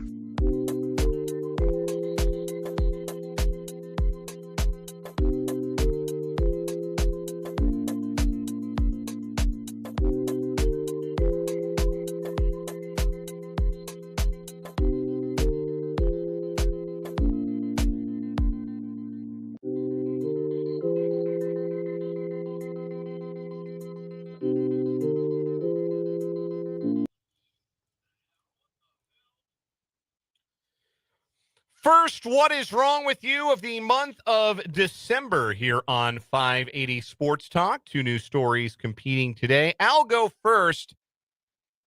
If you successfully pulled off a heist, would you try and go back and do an instant replay and try and maybe steal from the same place again? Or would you just, take the W and call it good? You would never see me again. Yes. I think that's probably the way most people would go about it. If you somehow managed to pull off a theft from a place of business, you wouldn't darken the door of that business again. You count your blessings. Well, this Florida man, Andrew Sylvester, 42 years old, he stands accused of 2 counts of felony retail theft because he stole from a Publix and then stole from the same Publix 15 minutes later. Man really wanted another pub sub. The defendant allegedly stole several $100s worth of products from the same Publix in Central Florida. Let's hear from our good friend, Polk County Sheriff Grady Judd. Quote, Sylvester tried to steal not 1, but 2 carts full of groceries from Publix, where shopping is a pleasure. That stunt landed him in county jail, where arresting criminals is our pleasure. End of freaking quote. On November 12th, deputies were called to the grocery store in Lakeland. The Publix supermarket chain is headquartered there. When the deputies arrived, they located Andrew outside of the store, a shopping cart full of groceries that he had not paid for. The value of the items is said to have been exactly $243.92. A store employee allegedly said that the defendant had pulled off a similar caper and then tried to do it again 15 minutes later. The value of the items in the first cart was $206.10. Sylvester is alleged to have attempted to steal a combined total of items valued at $450.02. We tried to talk to him, Judd said. He wouldn't talk back. What do you think he is, Geno Smith? So, Sylvester's been charged with felony theft. He could face 30 years behind bars. That's a costly pub sub. Or whatever it was that he was stealing from. Talk about a repeat offender. Could be crab legs. Could be like Jameis.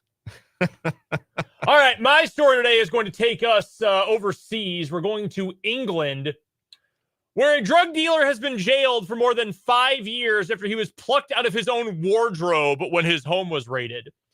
Talanias Bridgeland. What a name. Yeah, 29 years old, hid in his closet. I think he started at corner for 3 years at LSU. Yeah, right. But then had to transfer down to Louisiana Tech for his last year of eligibility. He hid in his closet when he realized who was knocking on his door, but it did not take long for him to be found. He was identified as a dealer back in July when phone records for a known Class A user showed that he had called them multiple times. The number was then tracked to his address in Folkestone, Kent, and he was arrested back on October 2nd with the help of some sniffer dogs. Body cam show the moment he was found holding a mobile phone before he is bundled onto a bed and then handcuffed. The camera then shows police looking for evidence in the closet. They found something suspicious in a large tub of nail varnish bottles. One of the sniffer dogs reacted to the package. It turned out to be heroin and cocaine. Ooh.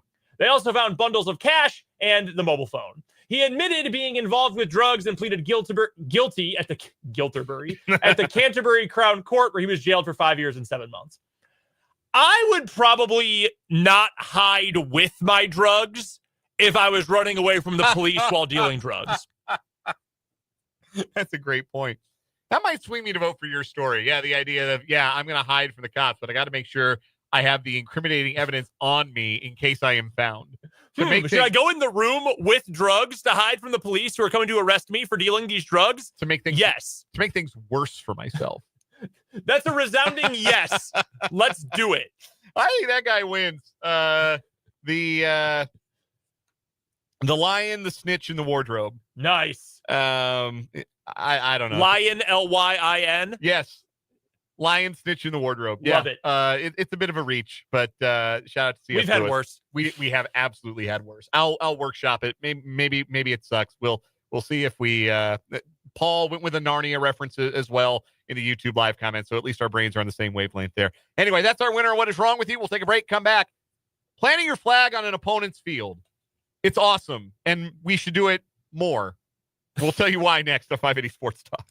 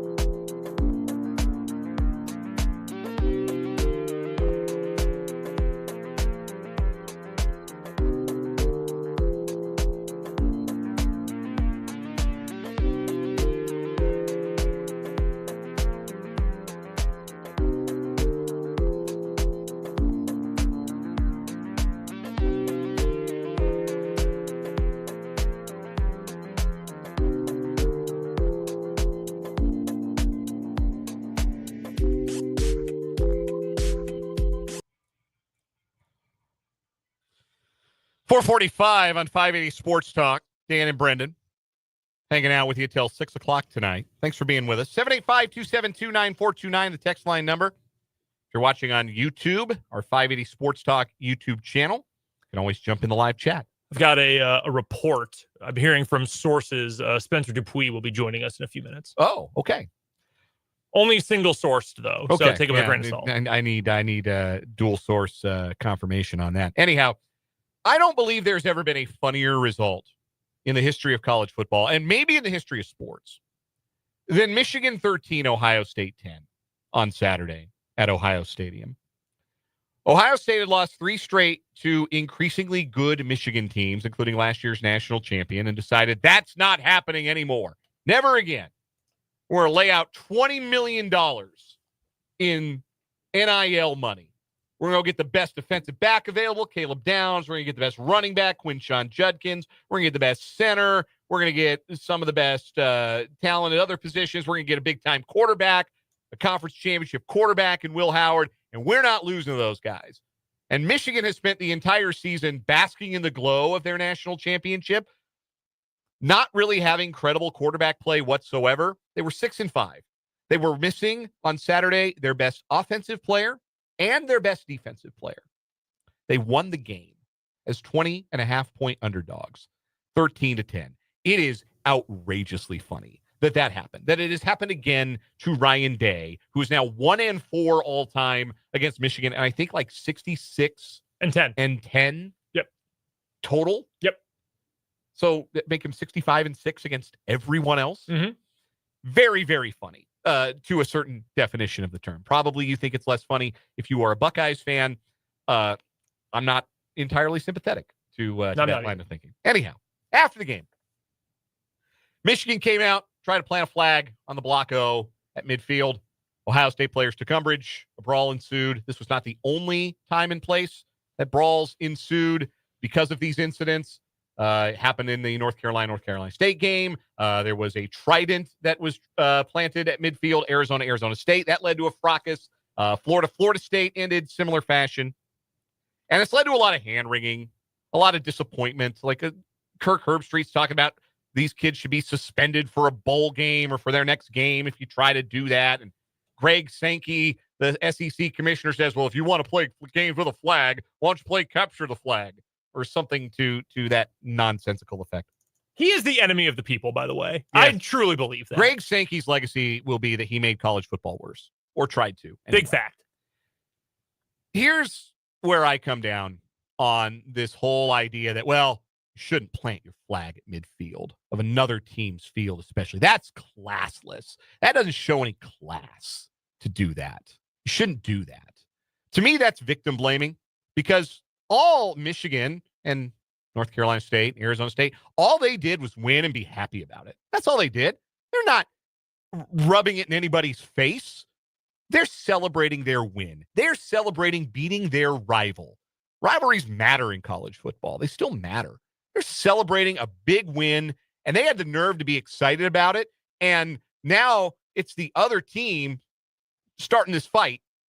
Michigan didn't walk over to Ohio State while they were singing their alma mater and then start shoving them around saying, ha, we beat you. No, man, they were celebrating behind everything that was going on. It was not a direct taunt in somebody's face. There was nothing that was being instigated. It was sore losers was the cause of all of this. People being sore losers. So the idea that, flag planting leads to bad things. No, being a sore loser leads to bad things, because Ohio State had 60 minutes to defend their home turf and keep Michigan from planting their flag at midfield. They had 60 minutes of football to do that. They failed. They failed miserably as 20.5-point favorites. There's never been a bigger failure by Ohio State in the history of that rivalry. But you had 60 minutes to do it, and you failed. You failed. So you don't get to then pick a fight and play the victim. And people deciding that, well, we should consider the feelings of the losers, perhaps, when we celebrate a win. No, we don't consider anyone's feelings. We celebrate our wins. And when you lose, you know what you do? You go in the locker room, you take a shower. You try to wash all that loser off of you because you had 60 minutes to soak in your loserdom. And now you go take a 45-minute shower and maybe cry a little bit if you want. But that's how you handle losing. You don't go pick a fight with the guys who beat you. You had 60 minutes of physicality and you lost. I'm not protecting the feelings of losers. I have no interest in doing that or considering the feelings of losers. I'm not interested in catering to losers because it's the losers who are trying to fight. And excusing it by blaming the other team's behavior makes you sound like a loser too. Yeah, if you're going to suspend anyone, I think people who are picking fights on the field should be the ones who are like Ohio State players trying to rip the flag down and then starting the brawl. The Ohio State player who was standing right next to Ryan Day during their alma mater, then picked up his helmet on the ground and charged into the fight. Yeah, he should be suspended. Those guys shouldn't be suspended. I agree with that. But just for doing it, absolutely not. Here's the thing. Well, college football used to mean something. These are, you know. I have been watching the video footage of Ohio State players trying to tear down the Go Blue banner at Michigan Stadium in like the 70s. Mm-hmm. I have seen that footage every year of my life. Yeah. I just think that if you're going to get to a point where these guys are paid like professional athletes, whether they officially are or are not, like you got to live with the consequences, man. Like I don't have a problem with that, but man, y'all are making a lot of money. Y'all are getting paid more collectively than the Pittsburgh Pirates. Like you should be able to understand that sometimes you can't be a sore loser. And I think that stuff's really embarrassing, to be completely honest with you. That's what this is. This is defending the sore loser is what people are doing by saying, well, you shouldn't be allowed to plant your flag at midfield. There have been lots of times. Texas did it at Michigan Stadium this year. You know what Michigan didn't do? Go fight anybody about it because you lost. And you understand that sometimes you just lose. And you got to be a good loser. You got to shake their hand, look them in the eye, say good game, and then go be sad in the shower. That's what good losers do. Good losers don't pick fights with the winners because the winners have the nerves to be happy that they won. Because if the shoe were on the other foot, it would look the exact opposite way. I hate the idea that we have to cater to the losers. No, don't cater to losers. Win next time. Defend your turf. You had 60 minutes and you failed. It's going away, though. This will never happen again. Yeah. Schools are going to get fined and kids are going to get suspended the next time this happens. Speaking of going away, Ryan Day, is that it for him at Ohio State unless they win the playoff? Yeah, I bet you he already has a Gold Coast condo in Chicago right now. Next Bears head coach, Ryan Day. That would be a hoot. Him pairing up with Kevin Warren, hilarious. We still have to talk about Matt Eberflus today. We will. I'm looking forward to doing that in the 5 o'clock hour. We'll take one more break, come back, wrap up the 4 o'clock hour, 580 Sports Talk next.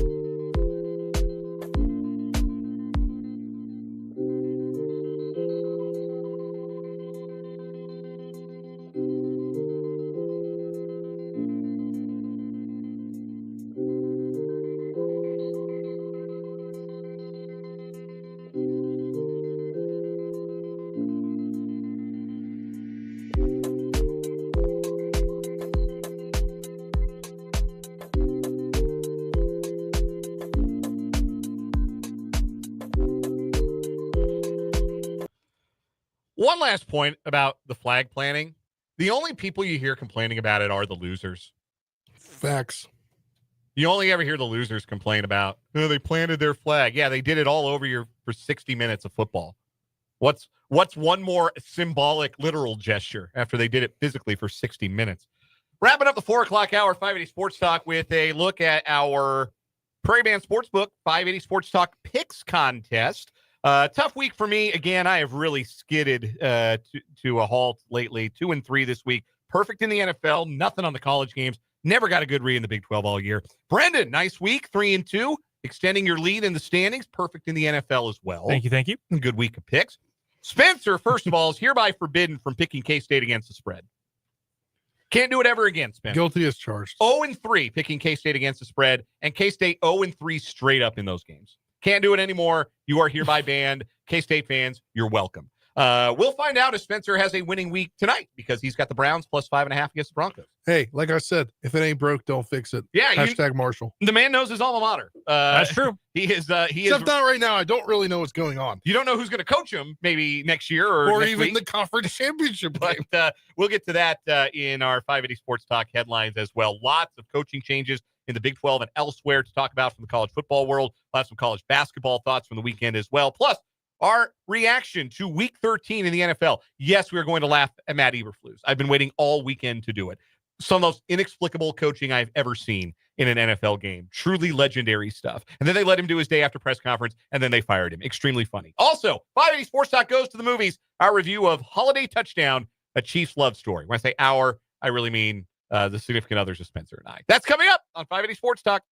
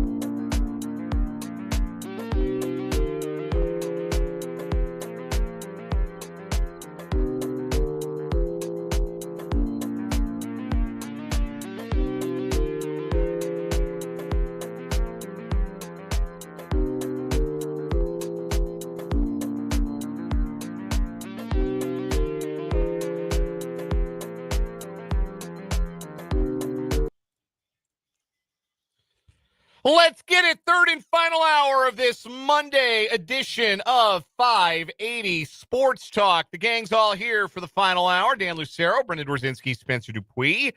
And we appreciate you being with us, however you're tuning in today. 580 WIBW, FM 104.9, online at 580WIBW.com, and on our live video stream.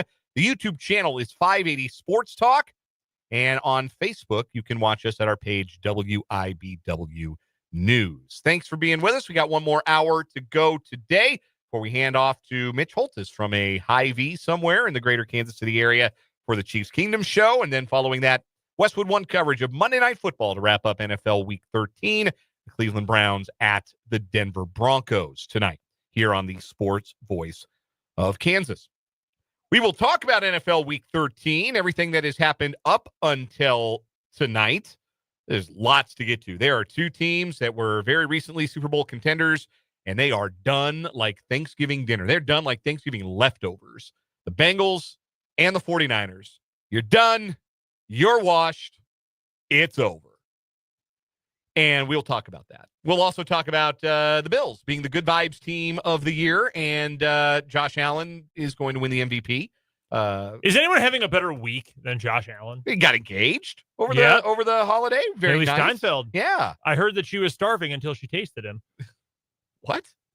You never heard that song? No. That's like her one hit. I didn't know she was a musician. I thought she was an actress. Did you see his ex-girlfriend came out? Like As came what? out of the closet? No, came out and like said, I got some rich man. He doesn't play or he owns a team, and he doesn't have CTE essentially. Oh, Wow. great. She seems Sounds like she's handling things very really well well. adjusted. Yeah. Yeah. We'll talk about the Bills. We'll talk about Matt Eberflus butchering the end of that Bears-Lions game to high heaven. Oh, my God, that was so funny. I was laughing so hard. Somebody has to win the NFC West. Maybe it'll be the Seahawks. That'd be fun. I'd enjoy that. We'll get into some NFL Week 13 topics. Also, on Saturday, Hallmark Channel premiered Holiday Touchdown, a Chiefs love story. The first Hallmark movie to be largely centered around one professional sports franchise. And of all of them in all the world, it was the Kansas City Chiefs. And that alone made it a very surreal watch for my wife in particular, but also for me. And I'm sure for a lot of folks who are longtime Chiefs fans who maybe checked it out. But yeah, I watched it. Watched it with my wife on Saturday. When did you watch it with Olivia, Spencer? We watched it. Okay, so this is going to be very bad sports fan to admit. So I told her, I was like, we'll record it and we'll watch it back at some point in the next few days. Uh-huh. And then, because Marshall played at James Madison, ESPNU, big time game. It was 17-0 headed in the second quarter. And I said, all right, you want to watch the movie now? So we watched the movie. It finished. And you got to watch overtime. And then I got to watch the ending of the game. Yeah. So Yeah, now you timed best that of great. both worlds, right? You timed that great. That's like the move where you take like a nap. Yeah. You take like a third quarter nap and you wake up for the good stuff in the fourth quarter. No, I will not be docking you any points on your man card or whatever nonsense. But anyway, so we will get. I will turn in your man card. So we will have secondhand thoughts from our significant others and our own reviews. Brendan and Abby have not watched the movie. No, we have not. Are you gonna? Yeah, their plans. I'm sure it's on the Yeah, Hallmark. I'm sure we The will. Hallmark app is free. Like I'm sure. Is it really? Yeah, I'm sure. It'll probably be on Peacock too. Might be. Yeah, which we certainly have. So yeah, there you go. Yeah.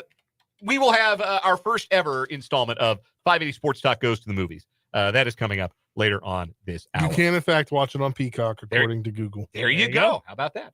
You can text the program. I am dying to hear from anyone else who watched Holiday Touchdown, either solo or with their significant others, or maybe you had a watch party. I don't know.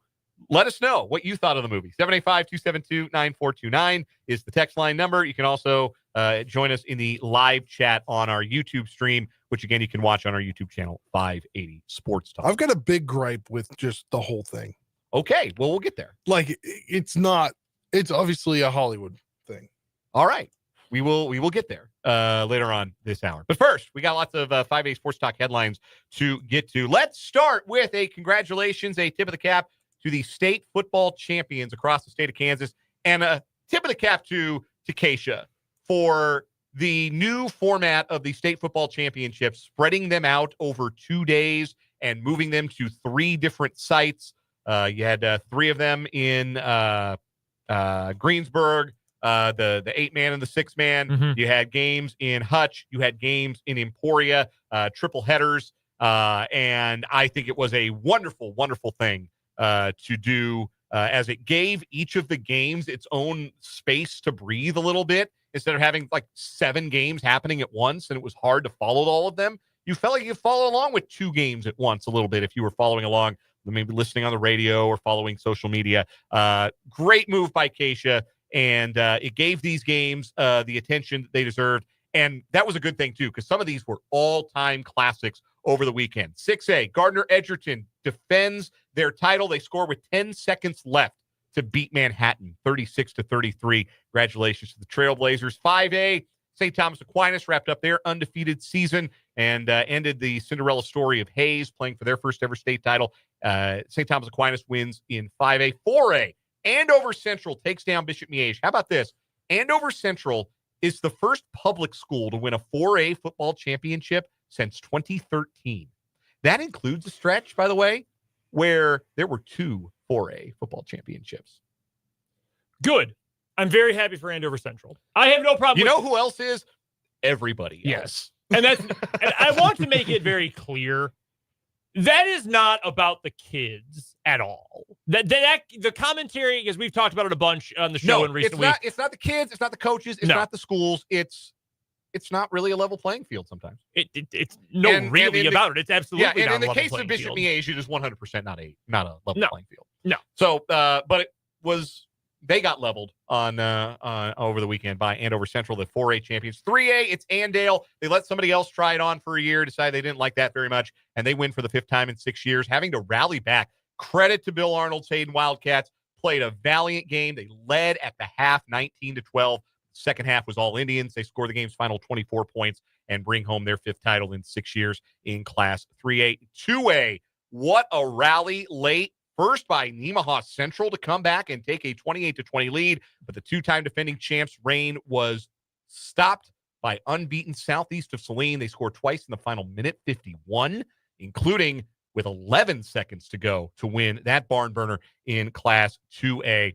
Also, Class 1A, Conway Springs, they were a juggernaut all year long. They beat Centralia to win the 1A title. 8-man 1, Hoxie wins one for Western Kansas as they defeated Central Plains in the 8-man 1 final.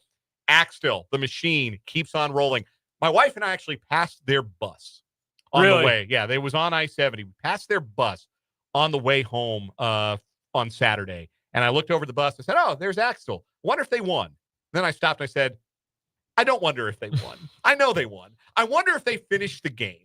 I wonder if they played a full 4 quarters. They almost did. Credit to Victoria. But Axtell did score with like 2 minutes left, and they put up a 50-burger, 50-0 in that 8-man 2-game. 52 wins in a row, I think, now for the Axtell Eagles, which is a remarkable feat. And then Weskin with a huge upset in the 6-man title game. Everybody kind of assumed that was Cunningham's to lose all season long, but Weskin pulls it off.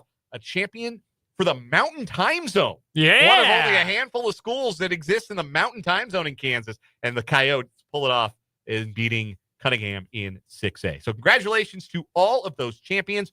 Basketball starts Friday. Go to our website, 580wibw.com. The 2024 Pigskin and Hoops basketball previews are up. You can just go to the website, 580wibw.com. Hover under the sports tab. There's the 2024 Pigskin and Hoops link. It'll take you right to the table of contents. You can read all the previews for our 28 area schools. We've got a game Friday night, Silver Lake, Perry-LeCompton from Silver Lake, our first game of the week of the new basketball season. The page turns. We move to December. We got basketball coming up. That's my first headline. First one for me. How about a former high school athlete in the city of Topeka who is the SEC Player of the Year in women's volleyball? You can probably guess who it is. Brooklyn DeLay. She wins the title. She is just a sophomore, and she is the SEC Volleyball Player of the Year. Finishes the regular season, 46 aces, a .282 hitting percentage. If you don't know volleyball, that's really good. She led the 20-7 Wildcats to one of their highest rankings, or to being one of the highest ranked teams in the country this year. I did not see where they got seeded for the NCAA tournament, though. I will look that up for you. We also know locally the Kansas. They're playing Jayhawks. Cleveland State. I know that. All right, so we do know that. Thank you, Spencer. We also know that the Kansas Jayhawks got the number 3 seed in the Louisville regional and will host for the second year in a row. They will play Colgate in the opening round game. Can you believe the talent in girls/women's sports we had in the city for a stretch there? There was a period in time where we had Cameron Turner, now a senior at KU, Brooklyn DeLay, who at the time would have been a sophomore at Washburn Rural, and Nyjah Kennedy, who at the time would have been a sophomore at Topeka High, all playing volleyball at the same time, and all went on to be 3 of the best players in the country at their respective sports. Yeah. None of them playing basketball, which is utterly ridiculous. Wild to think about. No. Kentucky, by the way, Brooklyn's team also got a 3 seed. They will play on Thursday against Cleveland State. KU is going to play on Friday against Colgate. Florida and NC State also in Lawrence for that regional. Spencer, give me a headline. Coaching changes in the Big 12. Gus Malzahn is leaving UCF to go to be the offensive coordinator at Florida State. I saw that along with you guys, and I audibly said, WTF. Yeah, it's wild, right? Yes. But when you think about Gus Malzahn, doesn't it make perfect sense that he just wants to call his ball plays and he doesn't really want to mess with the responsibility of being a head coach? Well, I think so, absolutely. Here's the other thing that comes with it. Would you rather say that you changed jobs or you got fired? This is true. Yeah. Because I think this is exactly what happened to Chip Kelly last year at UCLA. You can't fire me. I quit. I was wrong about a lot at in the Big 12 this year. I was really wrong about UCF. I thought they had the horses. I thought they were going to make a major improvement this year. They went 4-8. Yeah, they were a mess. Yeah. I'll be fascinated to see who takes that job because I think it's a good job. I think that can be a competitive program in the league, but I'll be fascinated to see who takes that job. Not shocked. Neil Brown fired at West Virginia. Yeah, that was only ever going to end one way after he signed the 1-year extension. They gave up 1 billion points to Texas Tech. Mm-hmm. Like that was we don't really care if our coach gets fired or not kind of performance from West Virginia on Saturday. And so Neil Brown is out. Lots of fever dreams up in Morgantown that, we're going to hire Nick Saban. He's going to come out of retirement for us. There is somebody that is coming home. Expected to interview for this job that was formerly the Kansas offensive coordinator. That's right. There have been reports that Andy Kotelnicki, who's now the OC at Penn State, is going to interview at West Virginia. I think that would make a lot of sense. Yeah. But we'll see. The Boosters reportedly rumored to want to retread by the name of Rich Rodriguez. Yes. So we'll see how that goes at West Virginia. But good luck. That's a program that seems kind of stuck right now. And I don't know that there's a hire out there that's going to meaningfully raise their ceiling anytime soon. Yeah. Texas Tech is basically at this point going to have to get all new coordinators because they fired their defensive coordinator and special teams coach while their offensive coordinator, Zach Kittley, is expected to be named the head coach at Florida Atlantic. That's a fascinating hire. Kittley was only there, I think, for a year. He came over from Western Kentucky, running the air raid there. Mm-hmm. Bailey Zappi, record-setting, got him to the NFL. So I'm interested to see what direction that Joey McGuire goes. But very clearly, Joey McGuire, one of several coaches in the Big 12 who were told by their ADs, "Hey, this wasn't good enough. You have to make some changes." Among other coaches who are facing that today, Brent Brennan at Arizona, Mike Gundy at Oklahoma State. Looks like he's going to survive, but he's got to make some wholesale coordinator changes. Here's the problem with that. He never hires good ones. Nope. When's the last good one he had? Jim Knowles. Yeah. I saw this earlier today from someone I know who covers G5 football. What Florida programs have ever run the air raid? Just Florida. And they've never really, they ran the run and shoot. Yeah. But they never truly, they ran the fun and gun with Spurrier. Right. Yeah. But no one has ever run the air raid as, not just we throw it a lot, but like the true air raid. Kittley is from that tree. And I saw someone saying this is kind of interesting because no one's really done it, especially at that level in the state of Florida. Guys who play football, like high school football in that state, don't really play it either. Like that's just not as common there as it is in Texas and in the Plain States. So I thought it's either going to be a really huge success because no one else is doing it in that region, or it's going to fall flat on its face, which I think is a fascinating, case study. Yeah. Like, you shouldn't have any problem finding, like, wide receivers.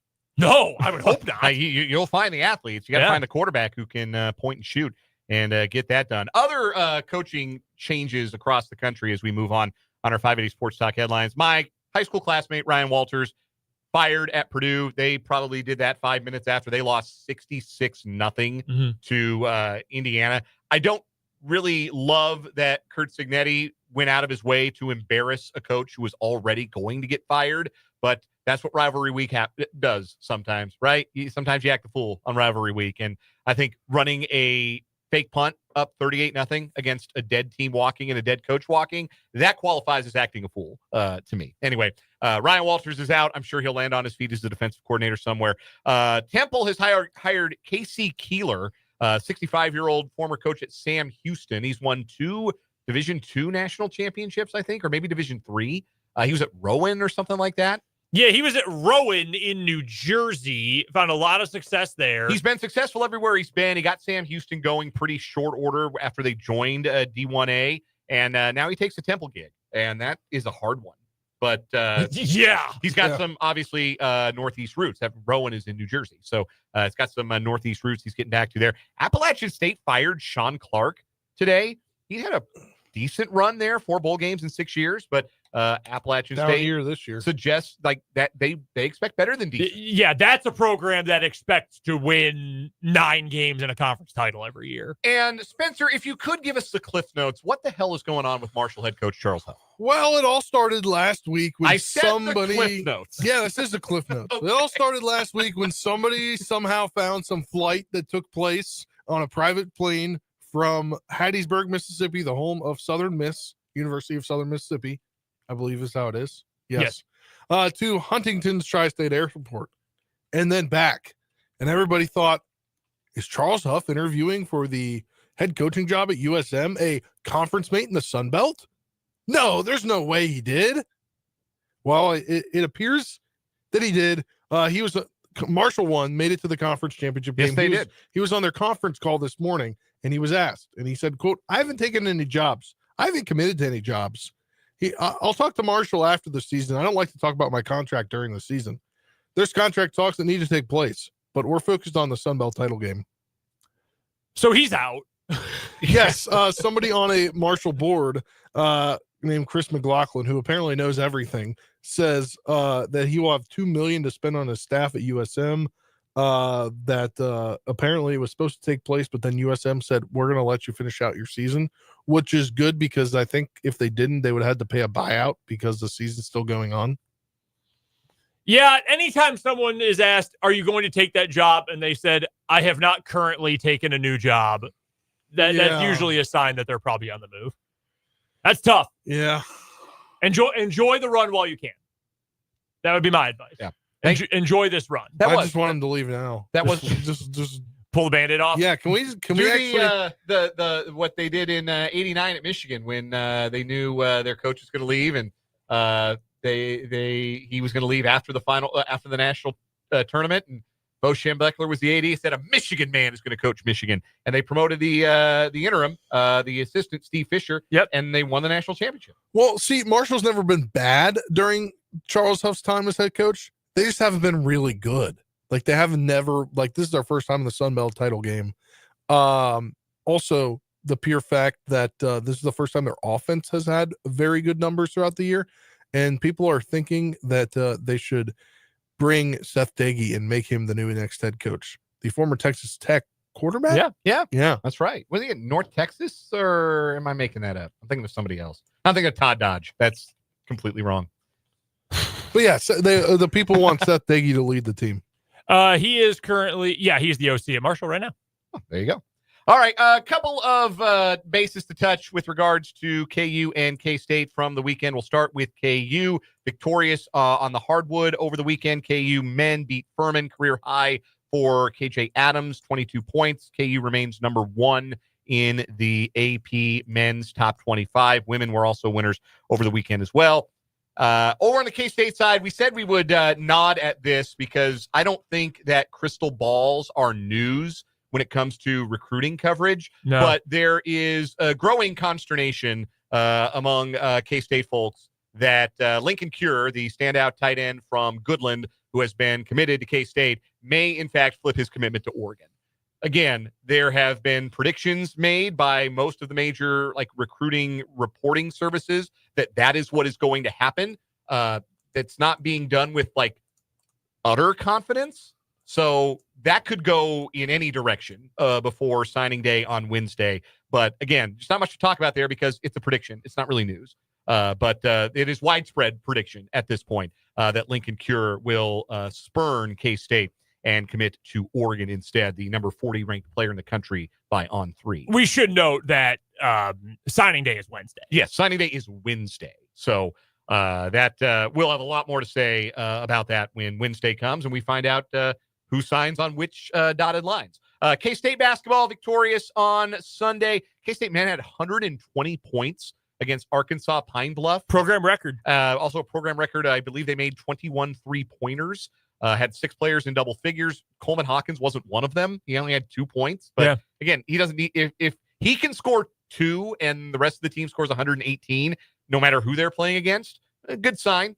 Things I think are starting to come together a little bit for Jerome Tang's bunch. Also, K-State hammered Central Arkansas in women's basketball. The women are number 13 in the country, I believe, in the latest AP poll. Ayoka Lee is now 13 points shy from the K-State women's basketball scoring record. She needs 13 more points to surpass Kendra Wecker. She could do it on Tuesday when K-State takes on Eastern Illinois. I want to send a fan, 4 of them actually, to that game to witness history for Ayoka Lee and the K-State women. So I'll take the first caller at 785-272-9429, and I'll get you 4 tickets to K-State Eastern Illinois Tuesday night, 6:30 tip at Bramlage Coliseum to witness history for Ayoka Lee. First caller, 785-272-9429. We're talking football when we come back on 580 Sports Talk.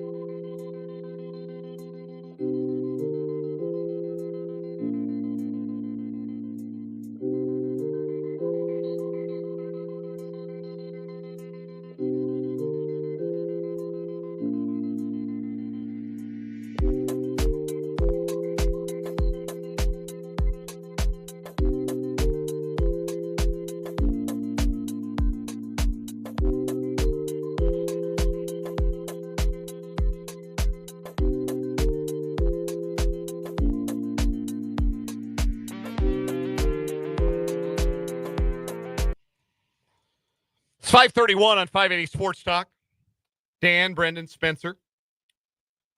Week 13, just about in the books in the National Football League. One more game tonight. It'll be the Browns and the Broncos. Had the wrong B teams. Browns and Broncos. I can't say I'm real enthusiastic to watch that game. The Broncos are wearing blue jerseys and white helmets. Yeah, I don't know why they went with the white helmet. I think their uniforms suck. Like, I don't think they've had good uniforms since the early 90s. Yeah. I would even not mind if they went back to the old uniforms and just used the darker blue instead of the lighter blue. Yeah. I think the light blue look is dated because I just think of the 80s Broncos when I see it. But you just use that dark blue and to go with the orange and the old, the snorting Bronco logo. That'd be fine. Yeah. Get down with that. I think they have that as an alternate, if I'm not mistaken. Yeah, they've used it as an alternate before. Yeah, just go with that full time. Browns were 5.5-point dogs. I don't know what that line has done since the weekend. That was an early line that we got all our picks down on. But I'm not really familiar with what the line is tonight. I'm trying to check. I'll race you to it. Where Denver -6 according to ESPN bet. I never said it was officially a raise. There you go. Anyhow, seemed like I missed 6.5 riveting radio there. Yeah. I looked up and nobody was speaking. Yeah, it'd be like that sometimes. We were 6.5 at Prairie Man, by the way. 6.5 at Prairie Man. So our guy Spencer got it 5.5, which now he wishes he would have waited because he would have gotten an extra point for the Browns in our I also contest. Pulled Spencer and naturally didn't realize that the game was Monday. So, but I lucked out because it was this week of games. Takeaways from Week 13 of the National Football League. I don't think anything is going to be funnier than how Matt Eberflus, the now former coach of the Chicago Bears, handled the final 32 seconds of the game on Thanksgiving against the Lions. With the whole country watching, they had 32 seconds left in a timeout to try and get into field goal range to tie the game, and they ran one play. And they never used the timeout. I think usually I try to keep an open mind to various different viewpoints. I think anyone blaming Caleb Williams for how that game ended is insane. And if you say, well, who is blaming Caleb Williams? A lot of people are blaming Caleb Williams. Like, did he handle it well? No. Here's the thing, though. He's a rookie, and rookies don't deal. In college, he played for a system where it was all Lincoln Riley pulling the strings. You didn't have a ton of autonomy. And now you're a rookie. It's moving fast. It's hard. You're going up against a good team. Things are happening really quickly. The head coach, even having botched the moment originally, needs to be able to say, things are getting out of hand. I am going to put a stop to that. That is what the head coach has to be able to do. And he couldn't. And now the Bears have lost on a Hail Mary. They have lost on a blocked field goal at the horn, giving up a field goal in overtime. Now, this absolute fiasco.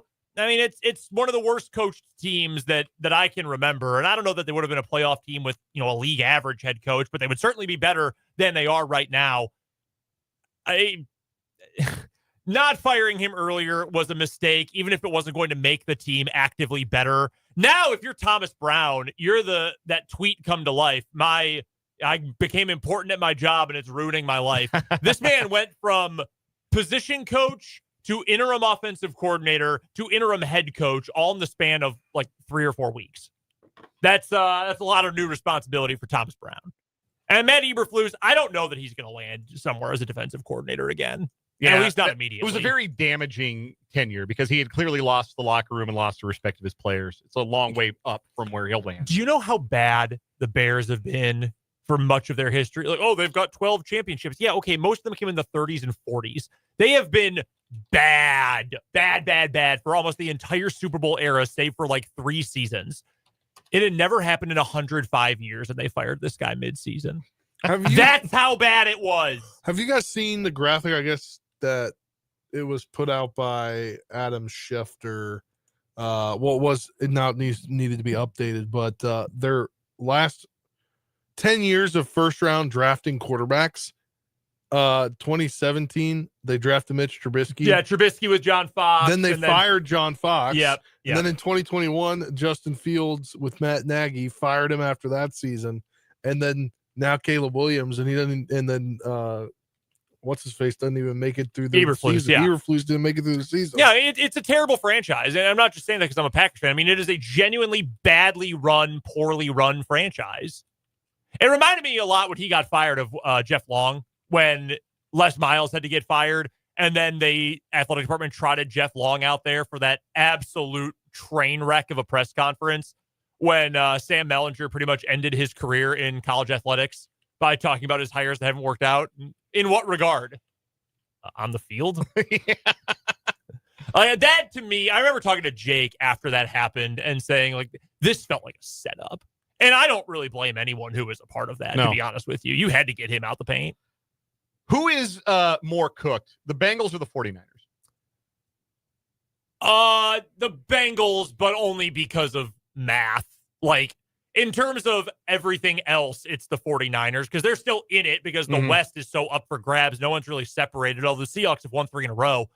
So they're technically still in it, but nobody's played a worse football game and won it than the Seahawks played on Sunday. They fumbled 3 kickoffs. Yep. And then they cut the wrong kick returner today. Yeah. But Leonard Williams pretty much single-handedly won that game for himself. And speaking of people who it's over for, oh my God, Aaron Rodgers. Yeah, it's done, man.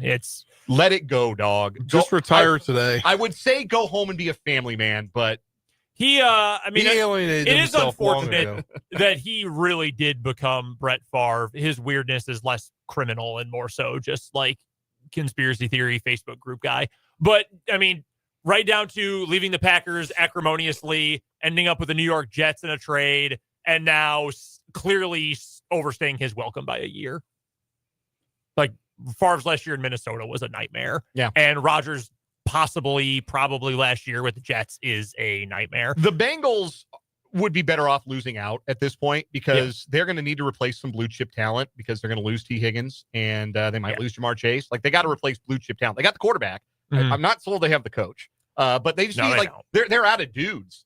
Like, and their defense is a mess. They got 44. They made Russell Wilson look like prime Russell Wilson. So they do have Chase under contract one more year, right? Because they've got his 5th-year option.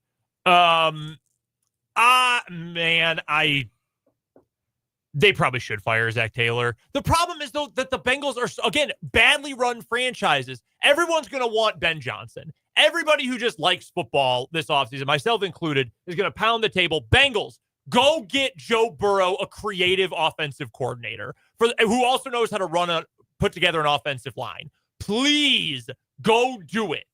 The Bengals are going to pay for him. He's going to get more money than any other coach who's going to sign a contract this offseason. And like, you're not going to get that kind of money from Cincinnati. They're cheap. Everybody in the league knows that they're cheap. The 49ers are going to be without their top 2 running backs, possibly for the rest of the season. Certainly sounds like Christian McCaffrey is done. They are ravaged by injuries. Like, Brock Purdy was clearly not 100%. Nick Bosa is still hurt. Trent Williams didn't play. Oh, God. Did you see Trent Williams news today? Oh, my God. Absolutely horrible. Now I feel bad bringing this up. He and his wife lost a child shortly after birth this week after they had lost a twin earlier on in her pregnancy. Jeez. I mean, absolutely just the most heartbreaking thing. Puts things, well, I hate saying stuff like this, but yeah, certainly puts things in perspective for him and for really anybody who knows him, that there's nothing more important than worse things than a 5-7 record. But yeah, like, but it's just sort of an example, like nothing, and I don't mean to like make that a football thing because it's obviously so much bigger than that, but just nothing has gone right for that team all year. The injuries, a coaching change defensively that has been a disaster. I don't think Steve Wilkes was great, better than Nick Sorensen. My God, like that whole team is just they kind of feel broken, to be honest with you. Yeah. And I don't know that you can fix it because you got to pay Purdy now. Yeah. And you don't know if McCaffrey's going to keep playing because he's hurt all the time. And he's legitimately great. But he's got another leg injury. Yeah, it does. It feels like the iterations of those teams are at the end of their lifespan, those particular iterations of those teams. Meanwhile, we all thought that was going to be the case for the Bills, and right now they feel like the best team in football. Yeah, I have an apology to Bills Mafia. I thought they were done. Like, I said this on the show this year. I thought it was going to be a rebuilding year for them. with what they had to do. A lot of people felt like this was a take your medicine year for the Bills. And now here they are romping and stomping past teams in the snow. The coach and the quarterback are doing snow angels together. Josh Allen caught a touchdown pass from himself, and he's going to win the MVP. Like, they are the good vibes team right now. Now, they got to do it in January. Mm-hmm. But right now, I don't know. I'll borrow Marv Levy. Who else would you rather be right now than the Buffalo Bills? Exactly. I don't know that you'd rather be any other team in their current situation right now than you would the Buffalo Bills. No, I mean, they're playing so well. When they got rid of, I know a lot of folks who cover the NFL thought were up in arms because Ken Dorsey's not the problem with this team. It is not a Ken Dorsey problem because he does all these cool things, X, Y, Z. Maybe Ken Dorsey is a good offensive coordinator, but here's the thing. Sometimes just because you're good at what you do doesn't mean you're the right fit for what you do. Sure. Joe Brady is the perfect fit because I think part of his ethos is very similar to when he coached Joe Burrow at LSU, right? It was, hey, I'm going to get out of the way. We're going to put the game plan together, but I want Josh Allen to be Josh Allen. And that has worked incredibly well. And they've committed to the running game. And that, like, James Cook's a stud. That dude can really, really play. Ken Dorsey was not, and Brian Dable before him, they weren't running the ball at all. But now that they've got a legit running game and some good depth at running back, they can do a whole lot of things. They're more built to play in games like they had last night now than they were at the start of the Josh Allen era when they were like a real finesse team, which is weird for Buffalo. But they're kind of nasty, and they can win in the trenches and on the ground. And then you mix in, the likely MVP is your quarterback. That's dangerous, man. They're playing really well. Really well. I think right now they feel like the best team in football. And I think if you're the Chiefs, you're probably looking over your shoulder like, we don't have any more mulligans because it doesn't feel like they're going to lose again. We're going to take a break. When we come back, Hallmark made a movie about the Chiefs, kind of. And me and my wife and Spencer and his girlfriend watched it. Maybe so you don't have to. 580 Sports Talk goes to the movies. Next.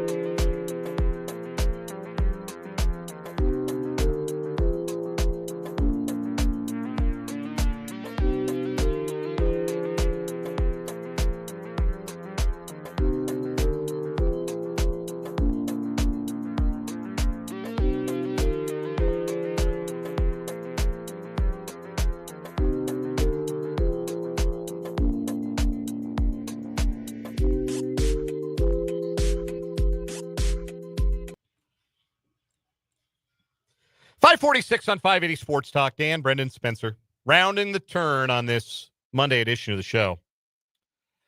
Saturday night, the world premiere on the Hallmark Channel of Holiday Touchdown, a Chiefs love story. I watched it with my wife. We were traveling on Saturday. I watched it with her on Sunday morning while my son took a morning nap. You watched it Saturday night with your girlfriend, Spencer. Yes. So who I just got a text from and said, I'm excited. I'm pumped for this segment. Okay. Yeah. I let my wife know we were going to talk about it too. So let's get the perspective first. Your wife, your girlfriend, rather, Olivia. Yeah. Significant other. Yeah. Big fan of Hallmark movies? Just kind of, so not like really into them, and also not like a by birth Chiefs fan either. Yeah.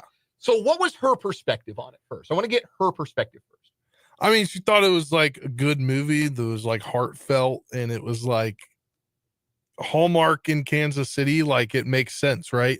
Like, isn't Hallmark headquartered in Kansas City? Hallmark is a Kansas City company. So like, she's like, it kind of makes sense for them to do this. And then she was like, funny enough, where they go and they go to the little square thing, which is the Hallmark Christmas thing. Yes. She had just was telling me about that like 5 hours before she saw it. She's on also TikTok. in the live chat on YouTube saying you're a liar. She's a Hallmark fan. I mean, like, she's not like a super, like, let's watch every movie on Hallmark is what I mean. You don't have a DVR stuffed with Hallmark Christmas movies? No. I do. My DVR is crammed with Hallmark Christmas movies. Anyway, so she enjoyed it. Yes. She would give it a thumbs up. Olivia, you're watching. I hopped into the YouTube to roast this man. Olivia, you're watching. Oh, You man. can go ahead and just type your review if you want. We'll read it on the show if you're watching on the YouTube. Anyway, so my wife is obviously a big fan of the Hallmark movies and has been a Chiefs fan her whole life. And she felt as though there were parts of it that were a little cringy. Her words, particularly like the mom. And so for people who don't know, here's the premise. It's a Hallmark movie. Two people meet and fall in love, right? But there's a family and a woman, and they're up for the fan of the year from the Chiefs because the families met as season ticket holders at the old municipal stadium, and they've been fans forever. And also there's a magic hat, a lucky hat that if they wear it on Christmas, the Chiefs go to the Super Bowl. Because they did it in 1969 and the Chiefs went to the Super Bowl, and then the hat was lost for 50 years. Again, you've got to be a little credulous and stretch your belief a little bit. But the hat was lost for 50 years. And then they found it. They wore it on Christmas in 2019, and the Chiefs went to the Super Bowl. And then he did in 2022 and 2023. And yes, they do bring up, well, wait a minute. What happened in 2021 when the Chiefs didn't go to the Super Bowl? It actually ends up being a really important plot point in the movie. Yes. Why somebody was not wearing the hat in 2021. Anyway, the hat is the star of the movie. By the end of the movie, I was actually chanting, hat, hat, hat. The climactic scene at Arrowhead Stadium, I'm chanting, hat, hat. I think that drove my wife nuts. Anyway, but my wife thought that parts of it were cringy. The mom and the grandma were a little over the top, trying to set up the main female character with the main male character. Yes, I also don't like the use of Donna Kelsey way too much in it. So I was confused about the usage of Donna Kelsey because she turns up in the movie as a character. She's playing the manager of the barbecue restaurant that the main female character's in-laws own. Yes. Or not in-laws, like her grandparents. Yes. But she just kept popping up. Maternal grandparents. Yes, she popped up a lot. And then, climactic scene, she's at the game, right? Wearing the stitched half jersey. She's at the Chiefs-Eagles game on Christmas Day. And in what capacity? Is she there as a friend to Nick and Nora? Or is she there as Travis Kelce's mom?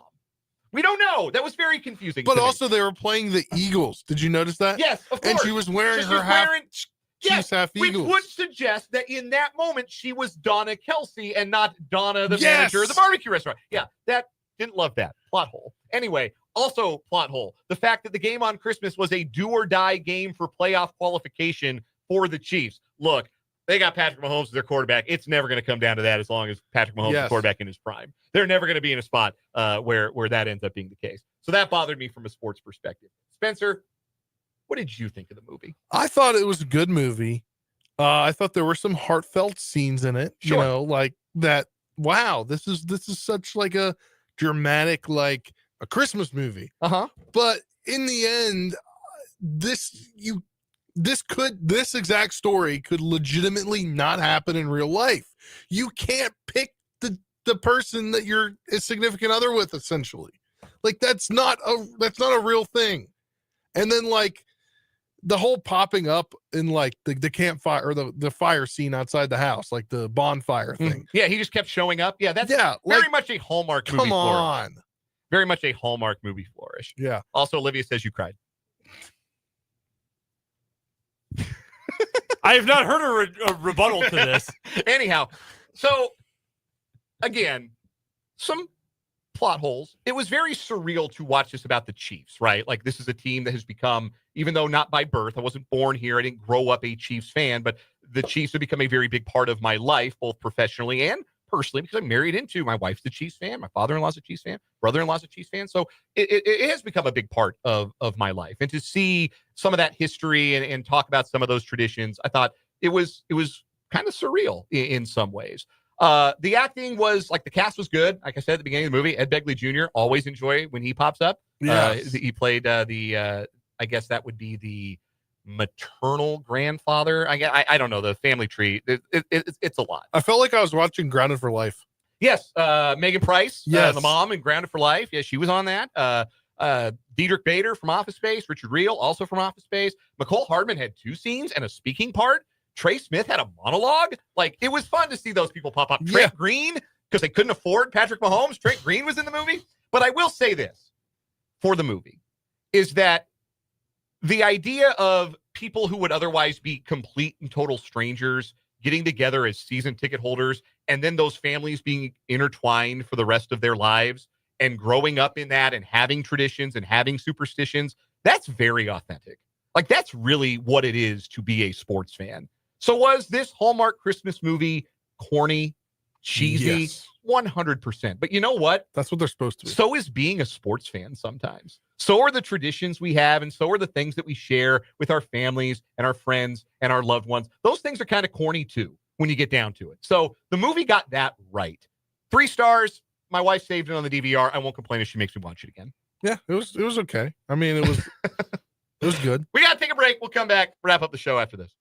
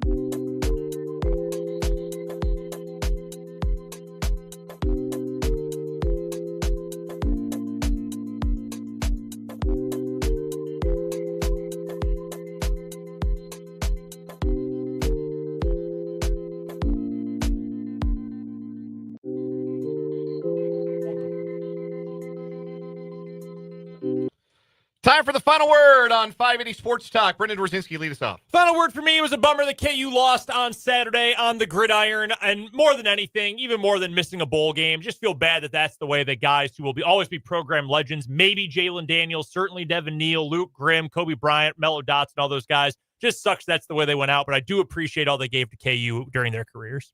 Spencer, final word. The Chiefs are the Chiefs. They find a way to do something to get wins like 99% of the time, and it's kind of crazy because I really thought they were going to lose that game. I think everybody thought they were going to lose that game. They didn't deserve to win that game on Friday, and hopefully the left tackle situation is figured out with Humphreys. Final word for me. K-State went 8-4, and 8 wins is never a season to be embarrassed by.